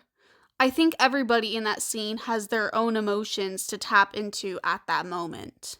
I felt like I wasn't necessarily acting in that scene, especially looking at Henry, who Nick and I are both very, very close to, was heartbreaking. It was my way of letting Nick and Adrienne know how much they mean to me. I'm so close to them. I love them both. So there really wasn't much acting going on. That last day where everyone was saying goodbye, it was very difficult. We saved that scene for last, and for the entire day, you knew you were going to have to go to that place. I felt a little sick all day because of it. It's such a good but devastating scene. Of course, Bobby and Hunter weren't dead, and there was still the hope of seeing them on a different show, but this was still an end. It was the end of their time on this show, and we wouldn't get to see the relationships between all of these characters anymore. And I think that's the thing that really impacts me every time I watch this episode, how those characters themselves are impacted. Like, Mac's reaction just breaks me every time. But it was a small comfort to have the security of knowing that Bobby and Hunter were headed for something else. Palaki and Blood would soon shoot the pilot for Most Wanted, and hopes were high that it would be picked up for a full series. So if that was the case, then this wasn't a goodbye forever, just a goodbye for now. Another big idea that gets played with this season is that of destiny and purpose. It really frames the whole arc. Literally, the first thing we see in episode 11 is this vision of the future. It's an ominous image that hangs over everything. It has just enough details that we don't know what's going on, but can still theorize about what we do see. The shield jacket, the Quinjet in space, blood, and most notably, the cross necklace. We know this is where we are headed. without any idea how. And eventually, when we do learn more about the Flash Forward, it only becomes more ominous. At one point, we meet a new Inhuman named Charles Hinton, who is one of the most tragic Inhumans on the show. Whenever he touches someone, him and that person see a vision of a death.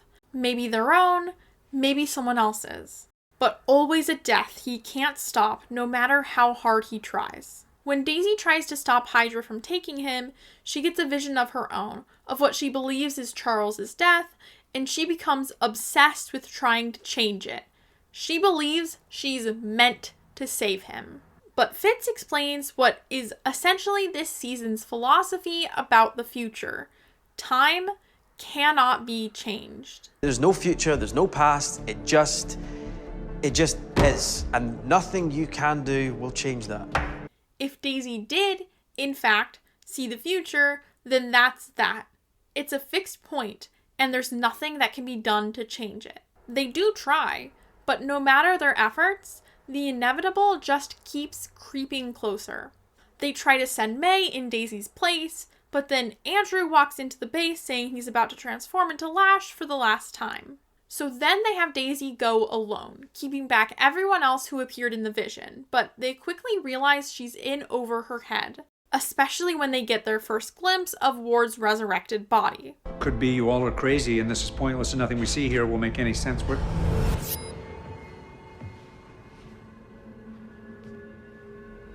More and more of the vision comes true until finally Daisy ends up on the rooftop, the exact place she was supposed to avoid. But instead of saving Charles, he saves her, dying in the process. But before he does, Daisy gets another vision. And it's the Flash Forward. So from just this detail, we learn two things. One, a S.H.I.E.L.D. agent is going to die, and two, there's nothing they can do to stop it. The only questions we're left with now is how and who. All of this discussion of fate and inevitability ties into another idea that's introduced this season, that every Inhuman has a purpose. At least according to Jiaying, their powers are not random. They're designed to fill a need, to create balance. We've already seen some support for this idea through Lash, actually. He isn't just killing Inhumans for no reason. It seems that the reason he kills Inhumans is to prevent Hive from becoming too powerful too quickly. It's why Hive doesn't already have an Inhuman army, which I guess means that all of the Inhumans Lash slaughtered were meant to die? Sucks for them, I guess. You heard it here first, folks. Predestination is canon in Agents of S.H.I.E.L.D. Seriously though, I don't think this is intended to be some kind of grand design thing where everything is planned out. Instead, it's more of a natural equilibrium thing. We have a Hive, so we have to have another significantly powerful force in Lash. Powers aren't random. We were taught that each is given to fill an evolutionary need at the time. Are you being serious? To create equilibrium within the species, yin-yang and all that. There are some weird implications if you think about it too much, but I think it works for the most part. Hive believes that his purpose is to unite Inhumans using his abilities, to spread his connection across the world to make it a better place. And this is one of the things that makes him so threatening, because how do you defeat someone who only becomes more powerful the more Inhumans he finds? And all of this tension of the inevitable vision and Hive's increasing power leads to a wonderfully tense episode where the team finally discovers that Hive can control Inhumans. While Daisy and Lincoln are on another mission, the Zephyr is commandeered by Hydra, trapping the rest of the team. So, Daisy finally gets to call together and lead her team, the Secret Warriors, made up of herself, Lincoln, Joey, and a new Inhuman named Elena Rodriguez, aka Yo-Yo, played by Natalia Cordova-Buckley, whose power is super speed. And at first, it seems like an unequivocal win, as they rescue the team and capture Malik. The Secret Warriors prove that they function well as a team and have a lot of potential for future missions. But things take a turn when Coulson questions Malik, and he reveals how Hive can sway Inhumans. I think the thing that makes Malik an interesting villain is his relationship with his faith in Hive, which becomes significantly more complicated as we learn more about Malik and he learns more about Hive. Malik comes from a line of true believers in Hydra's founding purpose, but after his father's death, discovered that he would cheat during the rituals, so he wouldn't be chosen as the Traveler. He had the appearance of being this devout follower, but in reality wasn't willing to sacrifice himself to the cause. This shakes Malik's own faith, and he follows in his father's footsteps even after promising his brother, Nathaniel, that they would do the ritual the right way. Together to the end. This allows us to understand the growing sense of unease that we've seen in Malik around Hive. Not only does he now realize how powerful he is, he also knows that his persona of being a true, unquestioning believer in this powerful entity is built on lies. He may have gotten Hive back to Earth, but he never truly sacrificed anything to do so. His fear reaches a breaking point when he sees a vision of his own death, which he believes is Hive's doing. And through this, we also start to understand more about Hive, that he retains the memories of his previous hosts and may or may not be influenced by them. What happened to Together to the End, brother? He knows that Malik is not truly faithful, so to make him finally understand sacrifice, he kills his daughter, Stephanie.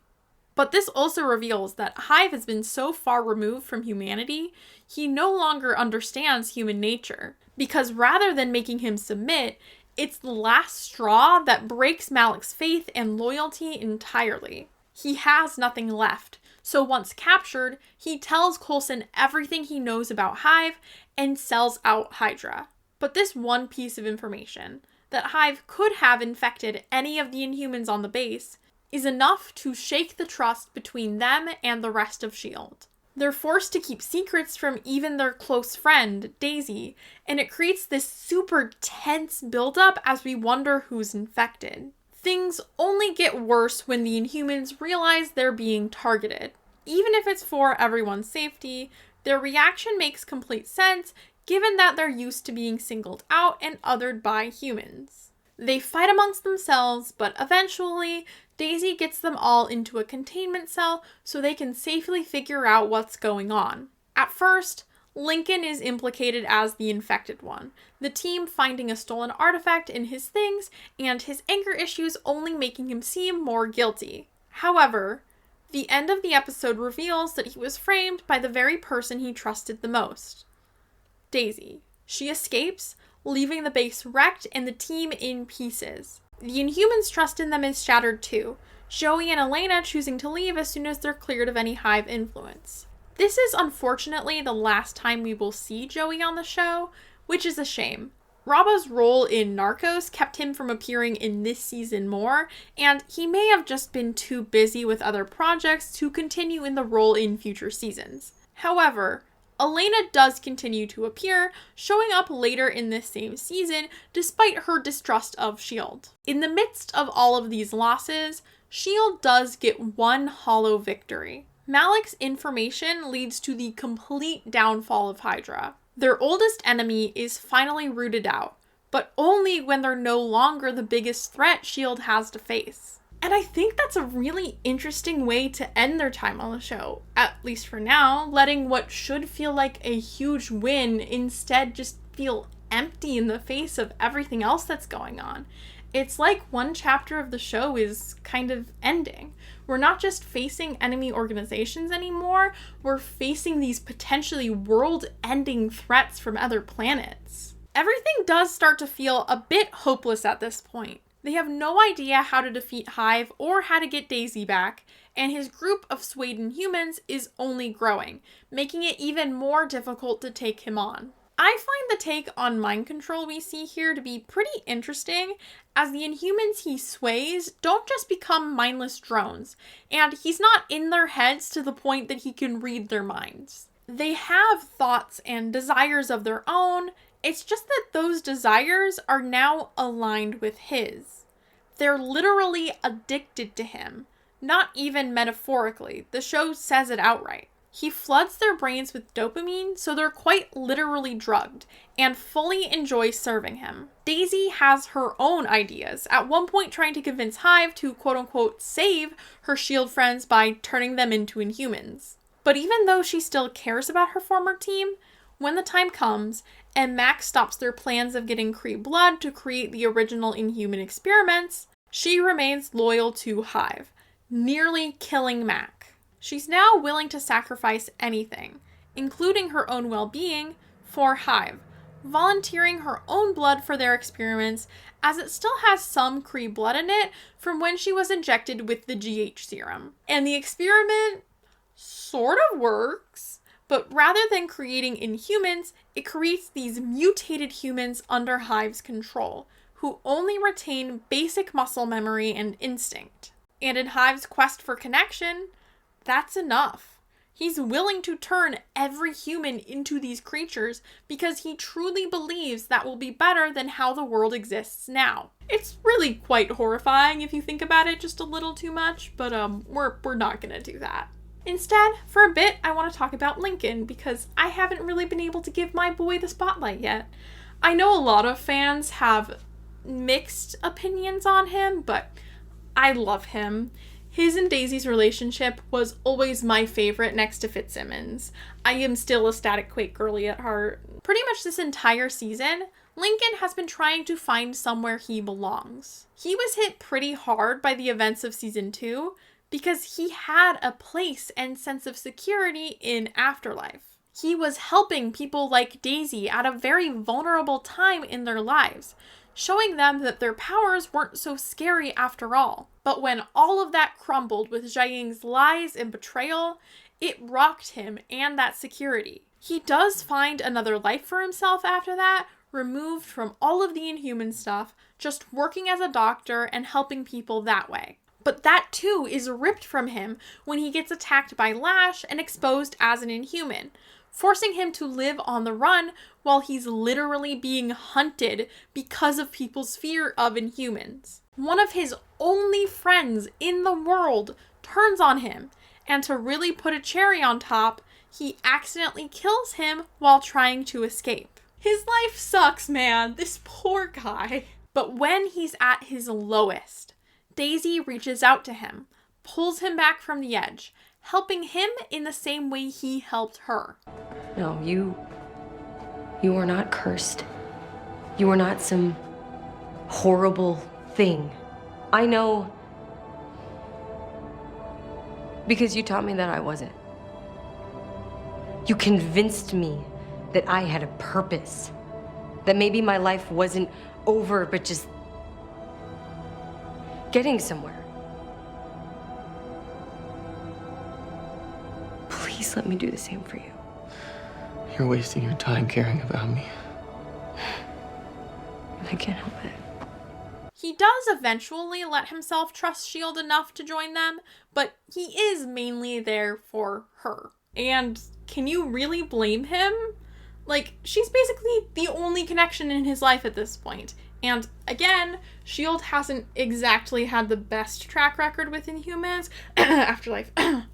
So I think he's a little bit justified in being slow to trust them. But regardless, of course, once Daisy gets mind-controlled and leaves after specifically framing him, he's spiraling a bit. Obviously, it's difficult for all of them, and the team has known her longer, but at least they have each other. Lincoln doesn't have anything beyond a surface-level professional relationship with the other agents, so he's pretty much alone when she's gone.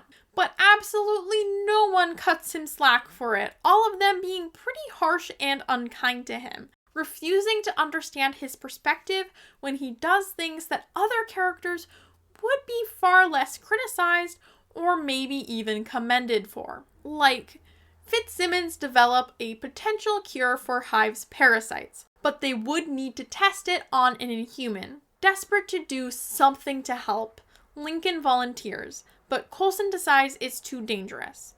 However, Lincoln goes behind their backs and does it anyways. Stupid? Yes. Different than what most other members of the team would do in a situation? I would argue, no. Case in point, basically everything Fitz has done for Gemma this season. I guess you're only allowed to do stupid things for the sake of love if you're in the inner circle of main characters.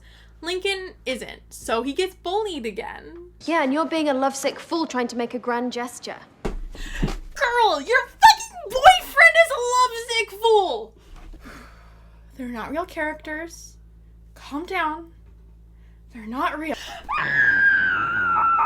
I will admit, he's not perfect, but those imperfections are important for where his character arc ends up. Like most of the characters on the show, but they get significantly more grace both in the show and in the fandom. It's fine. I'm not salty. It's fine. He continually struggles with anger issues and controlling his powers, going too far on missions even when told to back off. He eventually reveals to Daisy that he used to be an alcoholic and almost got his last girlfriend killed in a drunk driving accident. Because of all of this, he fundamentally cannot see himself as a hero, even as he becomes more committed to S.H.I.E.L.D. and willingly puts his life on the line to stop Hive. He's able to carry out a pretty risky switcheroo with May, as they trick Daisy into thinking that he's going to escape the base to meet her, when in reality, they're sending Lash. Lincoln believes that killing Hive is part of Lash's purpose, and while he does hurt Hive, his purpose is actually to save Daisy. He destroys the parasites in her mind, but gets killed by another Inhuman in the process. He sacrifices himself so she can be free to fulfill her own purpose, whatever that may be, and she returns to S.H.I.E.L.D., burdened with the knowledge of how many people have been hurt because of her, even though it wasn't her fault. But through all of this, we see the ways that Lincoln has grown to be able to collaborate with the team more and become a better agent in the process. And even though the team has started to accept him and see him as one of their own, he still doesn't feel like he has a place there. Especially once he realizes that Daisy doesn't need him, and decides to step away from S.H.I.E.L.D. after this is over. You got a lot of good people on this team. Real heroes. It's not me. And that all builds up to the ultimate sacrifice we'll see at the end of the finale. So, Daisy is back, and Hive ends up a S.H.I.E.L.D. captive after a risky mission actually goes well. However, with an entire episode and a half left, obviously everything isn't wrapped up just yet.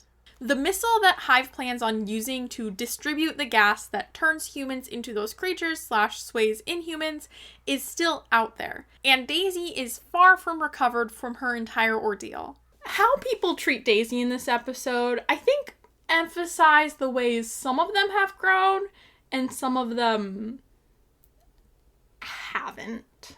This is yet another situation where Daisy has gone through a significant, traumatic life change, yet a significant number of people in her support system don't know how to help, so they just don't. Coulson keeps her mostly isolated, making nearly the exact same mistakes he made when she first became an Inhuman. Yes, this is a difficult situation, but she needs support that she's not getting. Until Mac defies orders and goes to comfort her anyways. I love this scene and how it displays how gentle and compassionate he is. He's the one she hurt the most, at least physically, but he forgives her with no hesitation. You remember what happened last time? Yeah.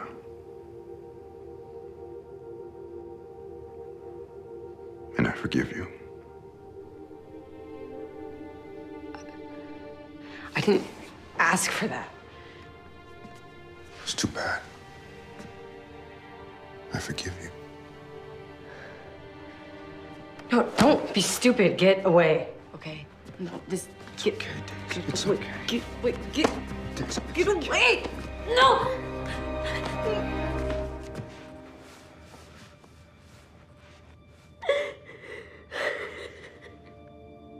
I don't deserve this.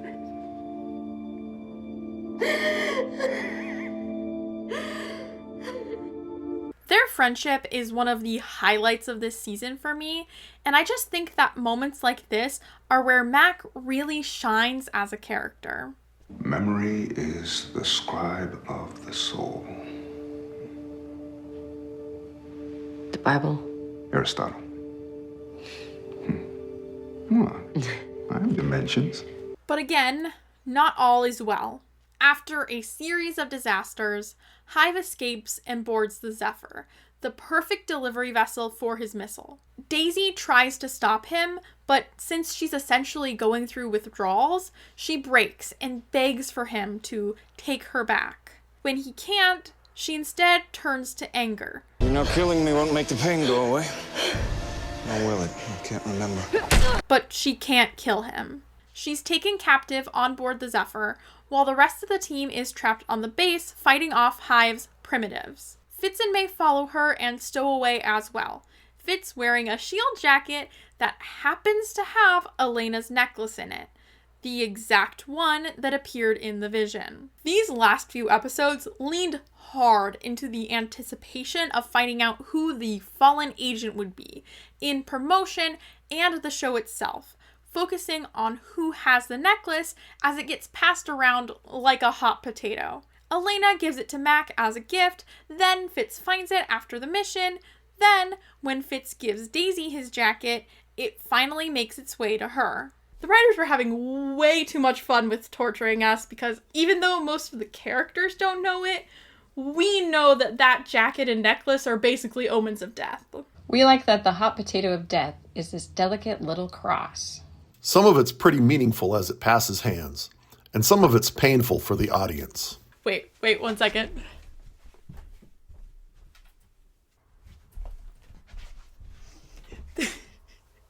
I guess, this means I'm gonna die now? Unclear. Oh well. But Daisy knows what it means, and she knows what she needs to do. Her and Lincoln are briefly reunited when the two groups of agents find each other, but an attack from one of Hive's Inhumans leaves him severely injured. And as the rest of the team is strategizing, they finally get to share a moment together. Lincoln explains why he didn't come see her. He knows, in his own way, what she's going through because of his own struggles with addiction, and thought she needed more time. It doesn't get a whole lot of time to be developed, but I really do love their relationship. This moment is both so tragic and tender, and I can't help but think about what could have been. But as they talk, Lincoln realizes what she's about to do. He tries to talk her out of it, but she's adamant that she needs to be the one to fulfill the vision, to atone for what she's done by sacrificing herself to defeat Hive. And while the others are occupied, she slips off to do just that. But, it turns out, she's wrong about this vision as well. She loads the missile onto the Quinjet, intending to fly into space with it and Hive, taking care of both in the process. But when she confronts Hive, she's not alone. Lincoln followed her, and he's forcibly taking over her sacrifice play. After being so certain that he's not a hero, he does the most heroic thing he can, and, in the process, finds his purpose, being the only one who could do this successfully. This is my purpose. I know that now. Why would you... I was the only one who could fry the manual controls to make sure this worked. To make sure you didn't try to do this yourself. The scene that follows is one of the saddest in the entire show, as Daisy and Lincoln share their final moments together over the comms. I literally cannot watch or sometimes even think about this scene without crying. It wounds me deeply. You can't just die for me like this. It's wrong. I don't know. Saving the girl I love and the world at the same time feels pretty right to me. I have too much I want to say. Me too. Come to think of it, I just did. I mean, I tried it. We didn't even realize it. Realize what? A moment ago. It's the first time I said I love you. Daisy wanted to sacrifice herself because she couldn't live with herself after what Hive made her do. But Lincoln sacrifices himself to save her so she will keep living. So everyone else can keep living, even if it means they have to live with their mistakes. He's paying for my mistake. No. He's paying for all our mistakes. Lincoln is Jesus, basically. No, but like, really, Coulson might as well have said sin, and there's like a cross necklace and everything. That's not incidental. They kind of hit you over the head with it.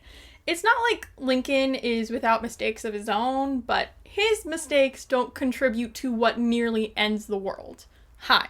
If anything, he's mainly paying for Coulson's mistakes, for the consequences of his revenge. Coulson made the choice to take revenge at all costs, and as a result, he made it possible for this great evil to come to Earth. To rectify that, Lincoln has to sacrifice himself, even though none of this is his fault. It's not fair, but it's undoubtedly selfless and heroic. So, yeah, I guess Lincoln is Jesus. I'm not sure how I only really made that connection on my, 5th rewatch of the show, but here we are. Hive and Lincoln also share a surprisingly beautiful and poetic moment as they're waiting to die. They both know what's coming, and they know they can't stop it. So it's oddly peaceful as they look down at Earth and share an unexpected connection. I only wanted to make it better. I know. To feel a connection. But you must feel it already. To sacrifice for them. With all their flaws. They're only human. And then they're gone, and we're left to sit in the aftermath. The deaths of Lincoln and Hive also meant sadly saying goodbye to 2 more members of the S.H.I.E.L.D. cast family, Luke Mitchell and Brett Dalton.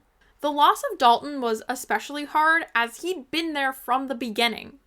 This is the first time they were losing a member of that initial core cast. Brett Dalton has been with us since the pilot 3 years ago. He's family. We all stand in awe of the way he's ridden more crazy waves in opposite directions, back and forth, from the lone gun super S.H.I.E.L.D. agent to the Hydra prodigy to Ward has risen as Hive. It's been amazing to watch the way he's embraced all those challenges. It's really sad to lose him. We all knew someone was going to die. And then when we find out it was 2, it was especially hard for me during the table read. I actually couldn't even get through the table read. I was reading scenes with Luke and scenes where they both die, and I just started choking up, and I've never done that during a table read. Those are the 2 people I work with the most, so that's going to change my experience of the show moving forward. It was quite a big shock to me. I still can't quite wrap my head around it. These guys took me when I didn't really have a ton on my resume. Everybody who has ever come on set has been just a delight to work with. Not only good actors, but incredible human beings as well. It's hard to say goodbye to that. It's such a tragic way to end the season, and we know there will be fallout. Daisy blaming herself, Coulson still grappling with the consequences of his actions, but we don't actually have to wait until the next season to see at least some of that. As we're mourning this loss and the team wonders what to do now, we hard cut to 6 months later. Daisy has left S.H.I.E.L.D., now a vigilante pursued by S.H.I.E.L.D., and, more shockingly, Coulson is no longer the director. Our usual status quo change has already started, leaving us with endless questions about what led to this point and where the show will go from here. We do get one glimpse at the answer to the latter question. We see the scientist Hive forced to perform the experiments I mentioned earlier, Holden Radcliffe, working on a new project to keep S.H.I.E.L.D. from having to deal with more losses like the one they just did. He's starting an LMD program, short for Life Model Decoy, and the impacts of that will run deep in the next season. We've been waiting on LMDs because we knew what was coming in the second Avengers movie, so we didn't want to hit that note before them. But it's also a progression of, this year our theme was, Are You Inhuman? And dealing with humans without powers and how they react to people given powers, whether or not it ruins them or how that affects their humanity. So now our next progression is, what's beyond humanity? And what if you take those choices into your own hands? What will happen then? This is overall a really solid season, though one of the sadder ones given the number of characters lost.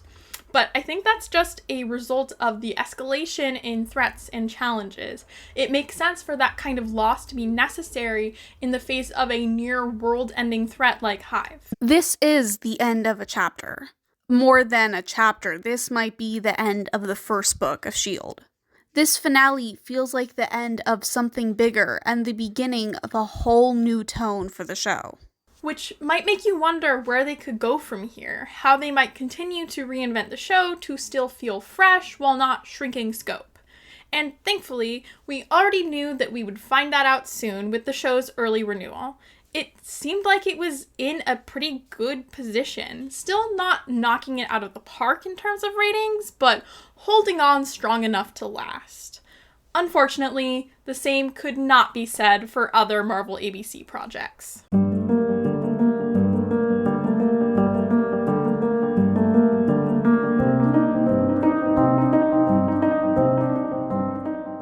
On May 12th, 2016, Marvel's Most Wanted would be officially dead in the water. Even though only 4 months prior it had been praised by the then current ABC president, even though there was a decent amount of buzz around the pilot, ABC would not be moving forward with the show. Most Wanted would be canned for the second and final time, this time taking its 2 title characters with it. But why? Why would a show that seemed like such a done deal at the beginning of the year so suddenly be dropped? Unfortunately, not many people involved in the whole situation have revealed much about it, but we can piece together the most likely answer from what we do know. And one of the big things that happened at the time was a major leadership shift at ABC itself. The president at the beginning of the year was Paul Lee, and he's one of the main people who originally spoke positively about the show. We're absolutely doing that pilot. We love the script. We think it's going to be great. We're doing that in the next few months. Only a month after he said that, leadership at ABC would transfer over to a new president, Channing Dungey.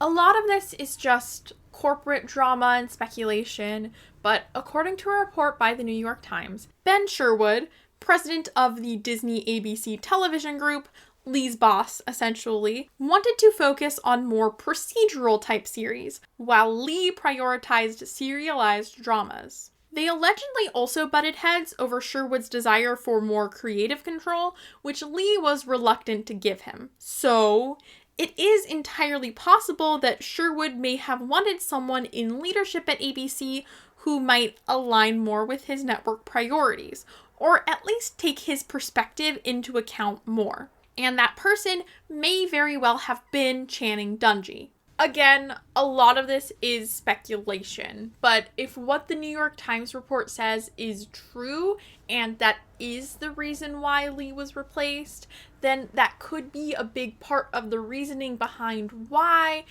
ABC has this shift in attitude towards Most Wanted and the other ABC Marvel shows. Because at the time, not only was Most Wanted dropped, but Agent Carter was also cancelled, leaving Agents of S.H.I.E.L.D. as the only Marvel show left on the network. While Dungey didn't openly express a desire to move away from making Marvel shows, it is possible that her and ABC as a whole wanted to move away from making as many serialized dramas, which all of the ABC Marvel shows were, and which did not draw in as many eyeballs as procedural type shows might. Most Wanted, ultimately at the end of the day, did not feel as strong as some of the other pilots that we shot. We talked about it with Marvel, and we all came to an agreement that we want to figure out what the next show is that we do together is something that we all feel is as creatively strong as it can be. This was also a time when ABC was not doing as well as the other big 4 networks, so choosing shows whose performance they felt the most confident in would have been an especially high priority. And unfortunately, Most Wanted was just not one of those shows. And it's such a shame because it sounds like it would have been really interesting. Adrian Palacki has since talked about the show, and it sounds like it would have been a really fun direction to take the characters and their story in. It kind of had this Bonnie and Clyde feel to it, with Bobby and Hunter's comedy sensibility and just boom, boom, boom action. But it felt like it was more in our universe as opposed to the sci-fi universe of things. It was really good. I just think that at the time, they didn't want to bring any more Marvel shows on that network. So it's too bad because I think it would have really done well. We were all just so bummed. We really thought that was a shoo-in. And Personally, I do think she's right. From this point on, no new Marvel shows would really get off the ground at ABC. They were certainly discussed, but when there was news about a new project, eventually that news would just die out. There is one exception that I will get into later, but even that was a special circumstance. And I'm not saying that ABC suddenly developed some kind of grudge against Marvel shows and was intentionally killing each one. We don't know that. They must have still had some faith in S.H.I.E.L.D. at least, especially given its early renewal. Since I've been in this role, we've been in a number of really terrific conversations with the Marvel team. We're sitting down again in 2 weeks to discuss next steps. We're very, very excited for the plans they have for S.H.I.E.L.D. Season 4. But it does seem like there was at least waning interest in having as strong of a Marvel presence on the network. Otherwise, I really think we would have seen more shows go to air. And that means we have our next suspect, ABC. Because this is Disney's network, the one that they mandated must have the first live-action Marvel show. The mothership. And if the mothership isn't getting fed, then the rest of the fleet might die. Sorry, I tried to do a metaphor there and it just didn't get off the ground. Like a ship. Of course, while ABC is a suspect we need to keep an eye on, Marvel TV is not dead yet. Far from it. They still have a strong presence elsewhere. The current Netflix shows would soon be joined by Luke Cage later in the year, with Netflix also ordering a Punisher series after the character was introduced in Daredevil's second season. Disney and Netflix's exclusive streaming deal would also take effect, and all of this made the relationship between the two companies seem fairly strong. Marvel TV was also branching out to other networks. Freeform greenlit a Cloak and Dagger series, and Fox and Hulu ordered pilots for shows that would make it to series. So, Marvel TV would be leaving 2016 better than they had entered it, just not on ABC. Regardless, we would have to say goodbye to Bobby and Hunter, possibly for good. It would have cheapened their exit to just immediately unwrite it and have them back on the show, even though the actors would have been more than happy to come back. And, unfortunately, not writing them off in the first place wasn't an option either. Blood and Palicki physically had to go leave to shoot the pilot. They had to stop being on S.H.I.E.L.D. and get ready for the pilot, and then shoot the pilot and all that. So it didn't make sense for us to have all these episodes with them, and then not have them in 2 or 3 episodes, and then go, oh, we were just over here, and then come back and go away again. For the time being, there wasn't any coming back from that. This really was goodbye. So here's to them.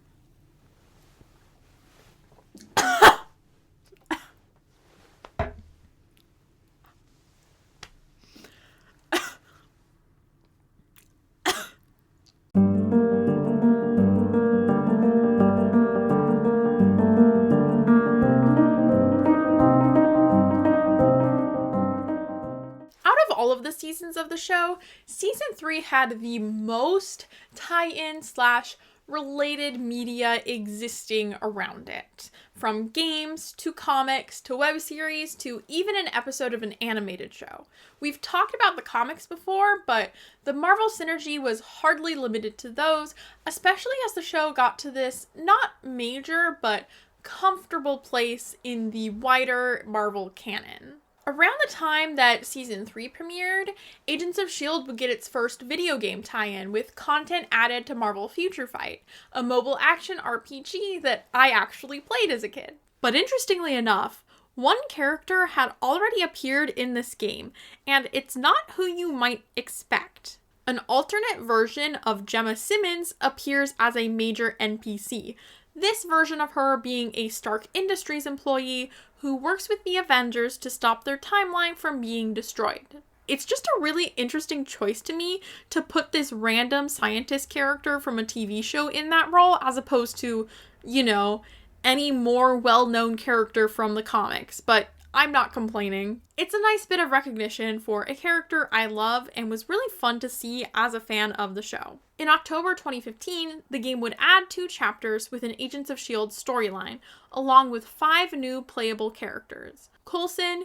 Daisy, Lincoln, Deathlock, and Lady Sif, specifically from her appearance in the show. not the movies, and a new uniform for Bobby Morse, aka Mockingbird. A future update would also add Lash as a playable character, as well as new uniforms for Daisy and Coulson based off of Season 3 costumes. May, Fitz, and the S.H.I.E.L.D. version of Simmons also appear as NPCs in the Agents of S.H.I.E.L.D. chapters, which play out similarly to the last few episodes of Season 2, at least in broad strokes. The team is contacted by Lady Sif, who warns them that Reyna is going to attack the Iliad, the helicarrier from Season 2, to steal Terrigen crystals for a weapon she's building.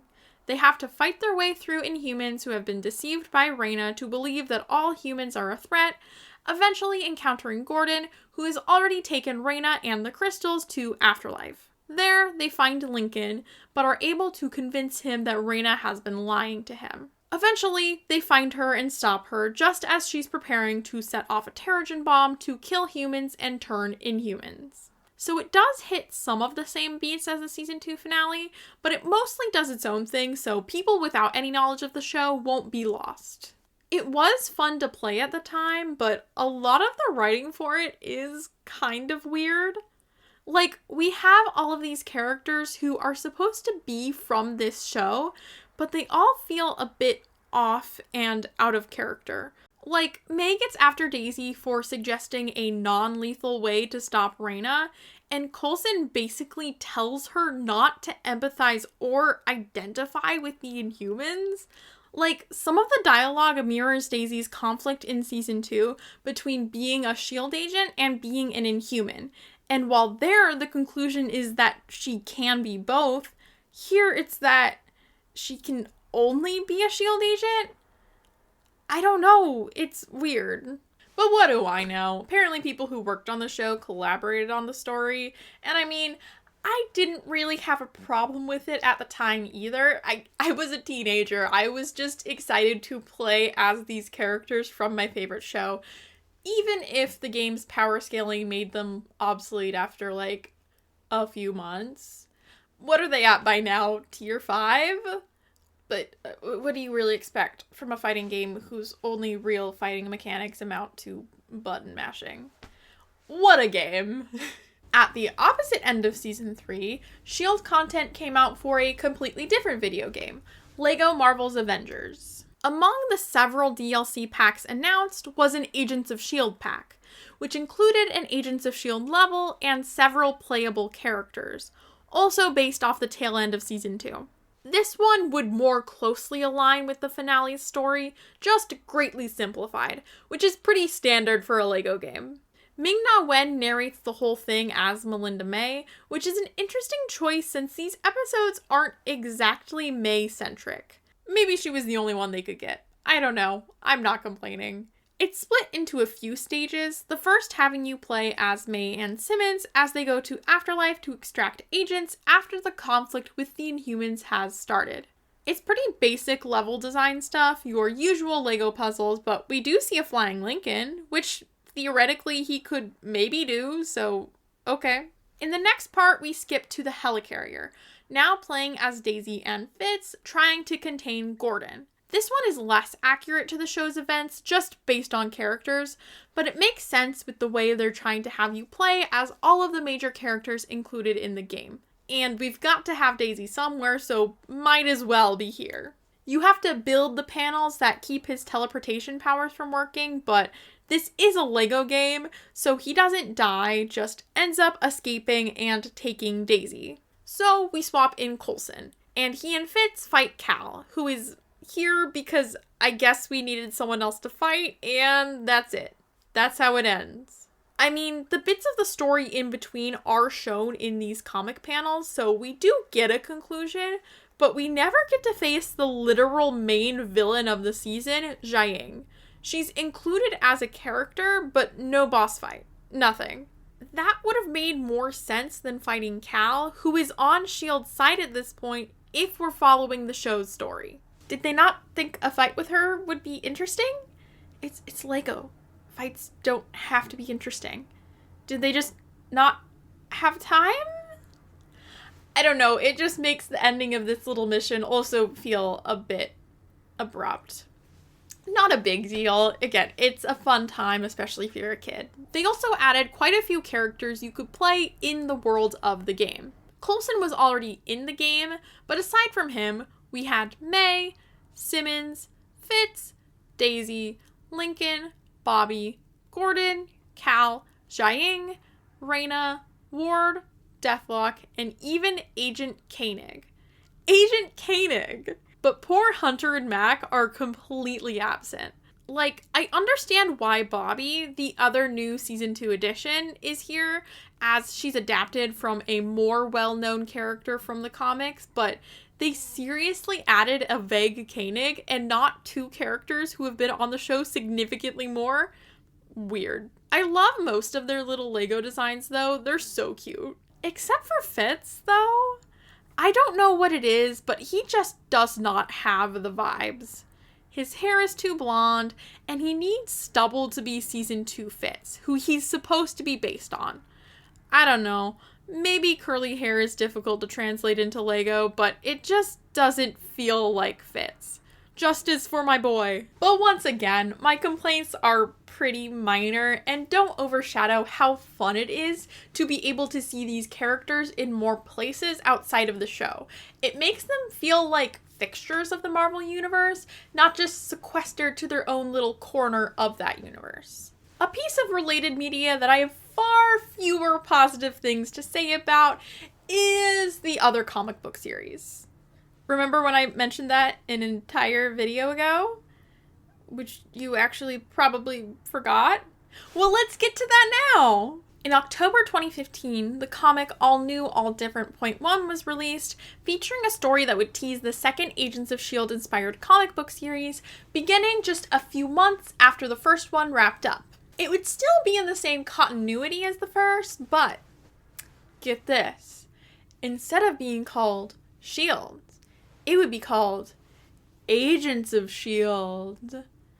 Revolutionary. And confusing. This run would be headed up by Mark Guggenheim, who pitched it as a Bond-esque espionage thriller type series, which... okay.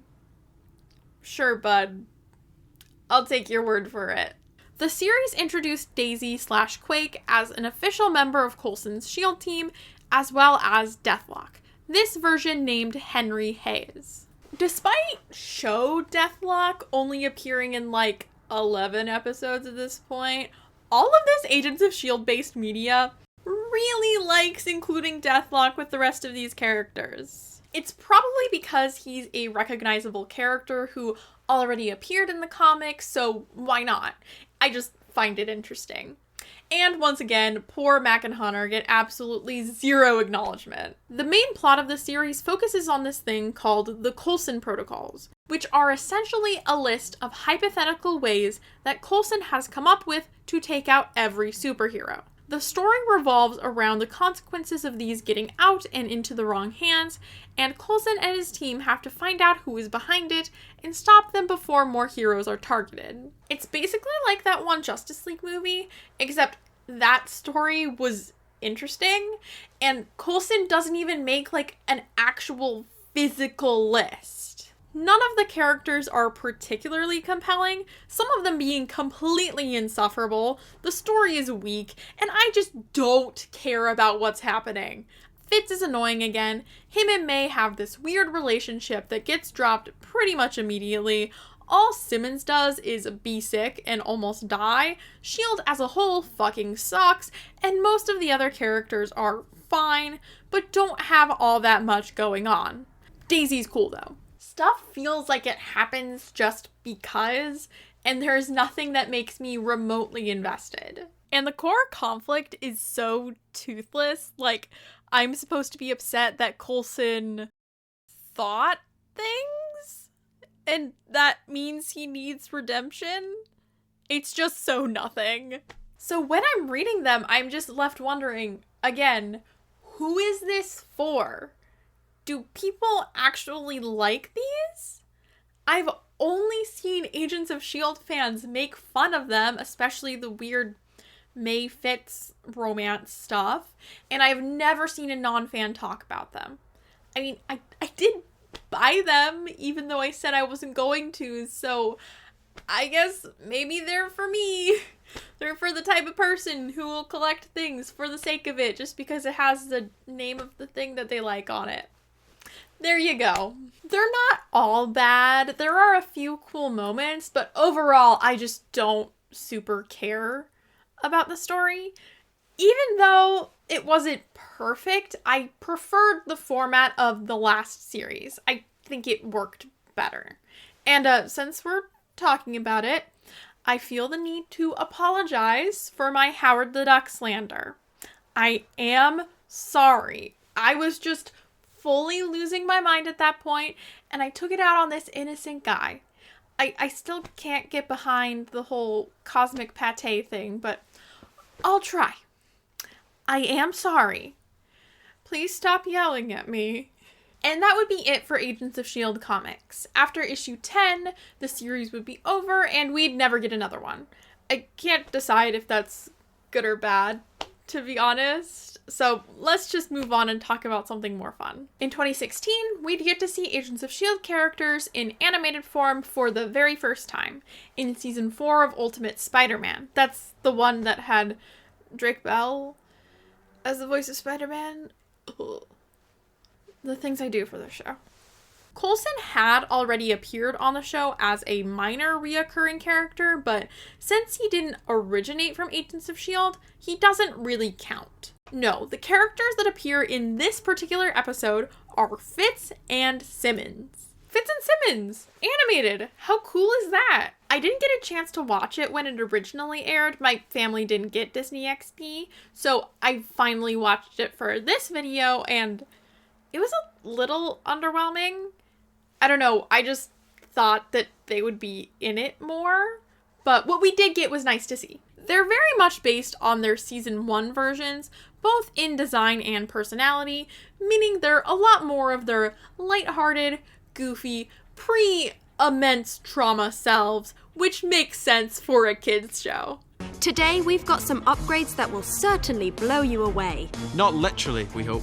Oh, yes, you will be figuratively blown away. Also, they actually managed to get Fitz's hair right, which is surprisingly rare. So for what we do see of them, I think they were characterized well, and I do just enjoy getting to see them in animation at all. I don't think the episode itself merits going into much detail. It's some pretty run-of-the-mill stuff. Though we do get to see Fitz and Simmons transformed into lizards. Cool! I just think it's a notable thing to call out for giving these two characters broader reach and recognition. Finally, let's talk about something that I completely missed in the last video. The existence of 3 different S.H.I.E.L.D. related web series. I would love to say that I did that for some important narrative reason, but no, I just forgot. But can you really blame me? I don't think many people are exactly tripping over themselves to rewatch Marvel's Double Agent, if they even know what that is. But these videos are supposed to be at least somewhat comprehensive, so we're gonna travel back in time a bit. The first S.H.I.E.L.D. web series that was released shares a name with the companion book series, Agents of S.H.I.E.L.D. Declassified. They must have really liked that branding. Declassified was essentially a behind-the-scenes companion and recap series. Every Monday before the next episode of the show, ABC would release an episode of Declassified to recap the previous episode, so fans of the show would be caught up. Along with the recap, host Brett Ehrlich would have segments with cast and crew from the show, usually just comedic bits, but at times more interview-like. While most of the episodes were also uploaded on ABC's YouTube channel, the main landing page for them was a website specifically dedicated to the show. You can only view the website through the Internet Archive now, but it's an interesting snapshot of this era of television, where it was a lot more common for shows to have websites dedicated to them. This website and Declassified itself were, of course, mainly geared toward increasing fan engagement. There was a weekly poll fans were encouraged to vote on, and the results were shared in the web series itself. There were also pages that showed off social media posts about the show, so yeah, the whole effort was a push to create/strengthen an online fan community for the show. The series itself? It's something. Most of the episodes involve some kind of skit that relates to or directly acts out part of the episode, which range from really dumb. Then, suddenly, another incident occurs, this time to a student named Donnie. But our team leaps into action. Look at him peel all that ice off there. To actually interesting and creative. One episode is animated to look like a video game, pixel art, and everything, and another one uses an actual pop-up storybook for its recap, and they both look cool. Someone took the time to make this look good. And the couple of extended episodes that were released with full cast and crew interviews are genuinely interesting. This first one that features Chloe Bennet, Elizabeth Henstridge, and Ian DeCasteker shows one of the first glimpses of how the cast has started to fall into this family dynamic. Here's the thing, it's all very well being funny and kooky and drawing unicorns, okay? I actually really enjoy drawing. Ian cheated. Okay, and I couldn't help but turn around at one point and see that. Everyone's instinct was to cheat, but I think we all tempered it. We all quite had well. fun, but I'm actually staying around here to finish this. And it's smart to try to find creative ways to promote the show. But it is very goofy, which works sometimes, and then other times, I just think, yeah, I can understand why no one really talks about this anymore.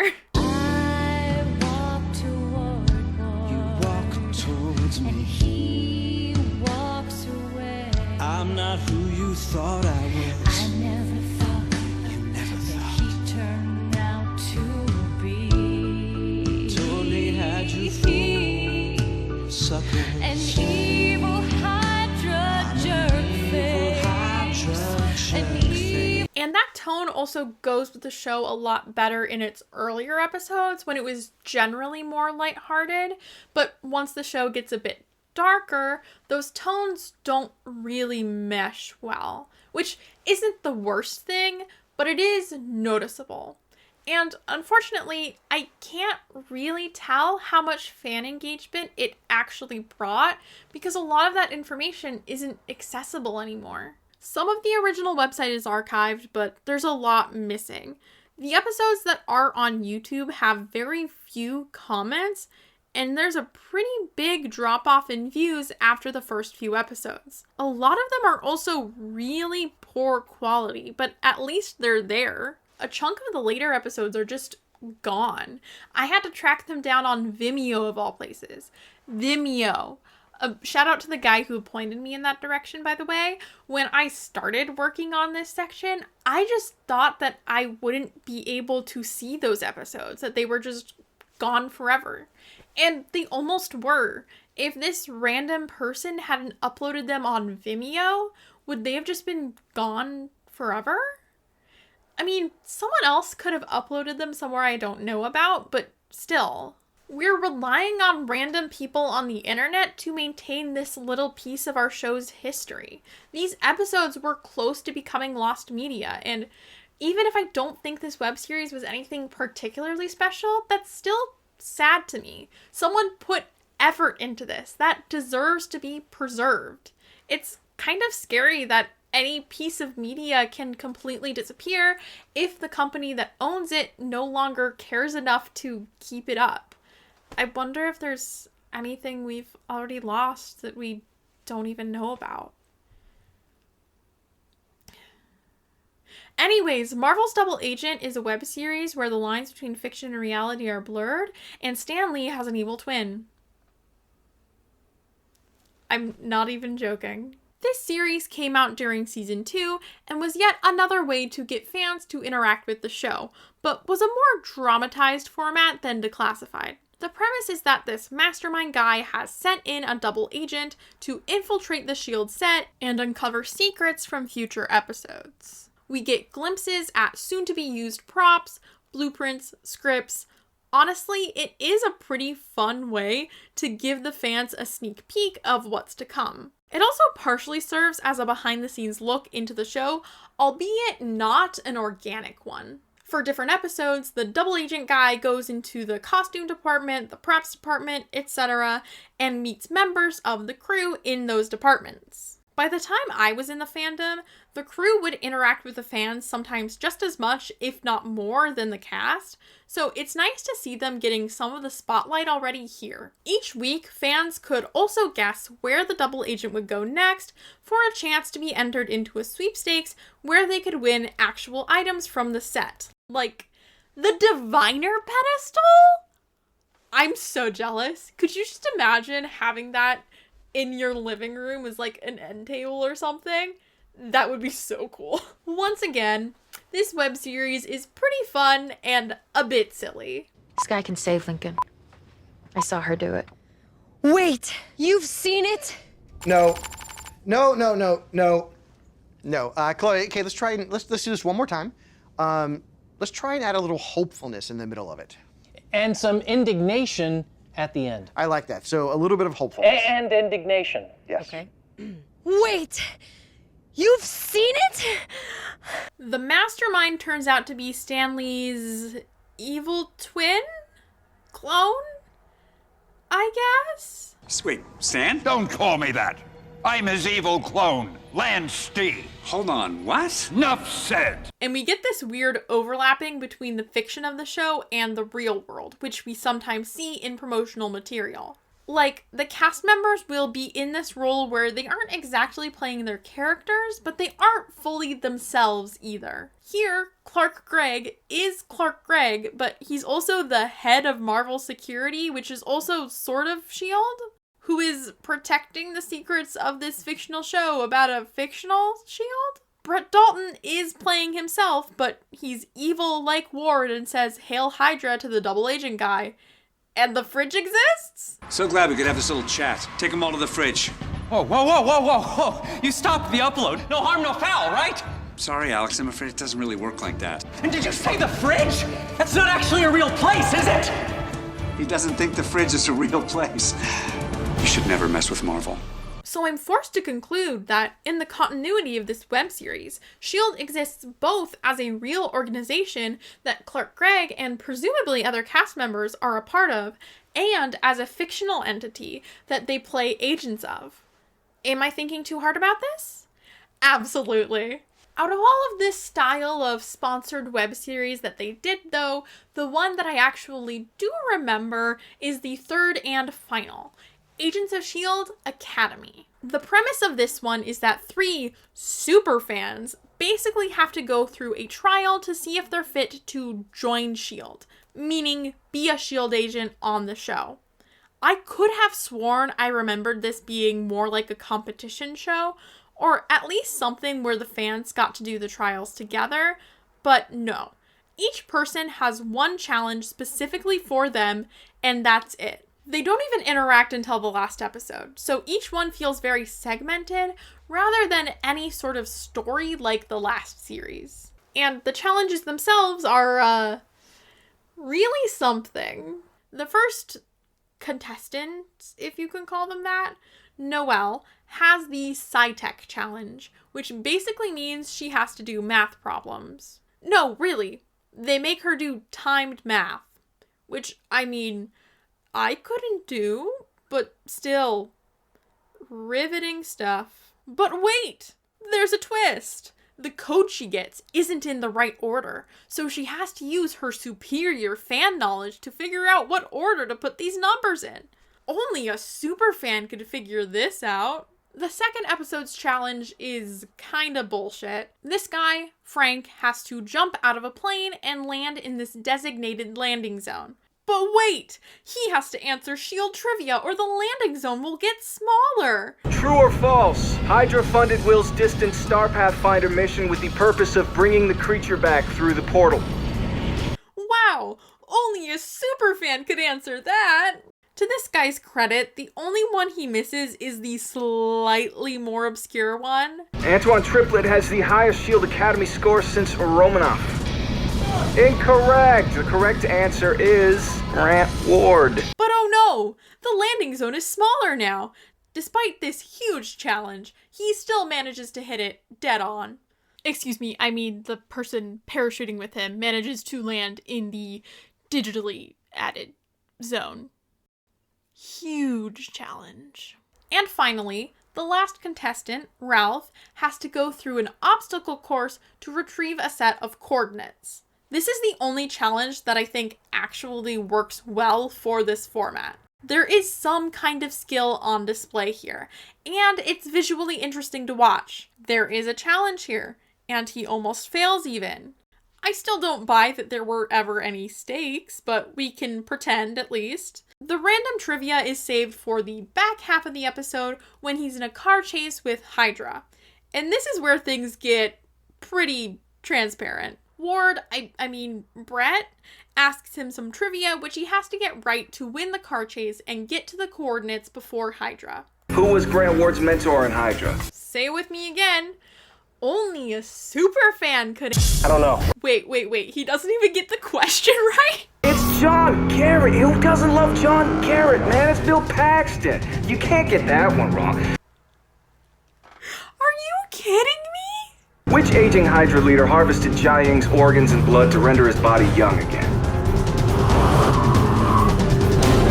I don't know. Come on, Ralph. That's so easy! Are these people even fans of the show? Are they fans of the show?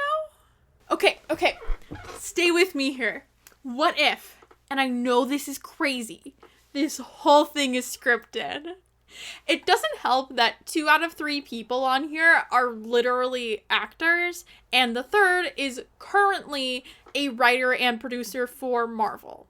I'm not saying that Agents of S.H.I.E.L.D. lied to you, but I'm not saying that. Look, they call them super fans right here. Why would the description of this video lie to me? Now, I'm not saying that it's a horrible crime for this random little web series to be significantly more manufactured than it lets on, but it is weird. It's weird to sell this as super fans of the show do challenges to be on the show when in reality they probably just sent out a casting call for actors who were familiar with the show.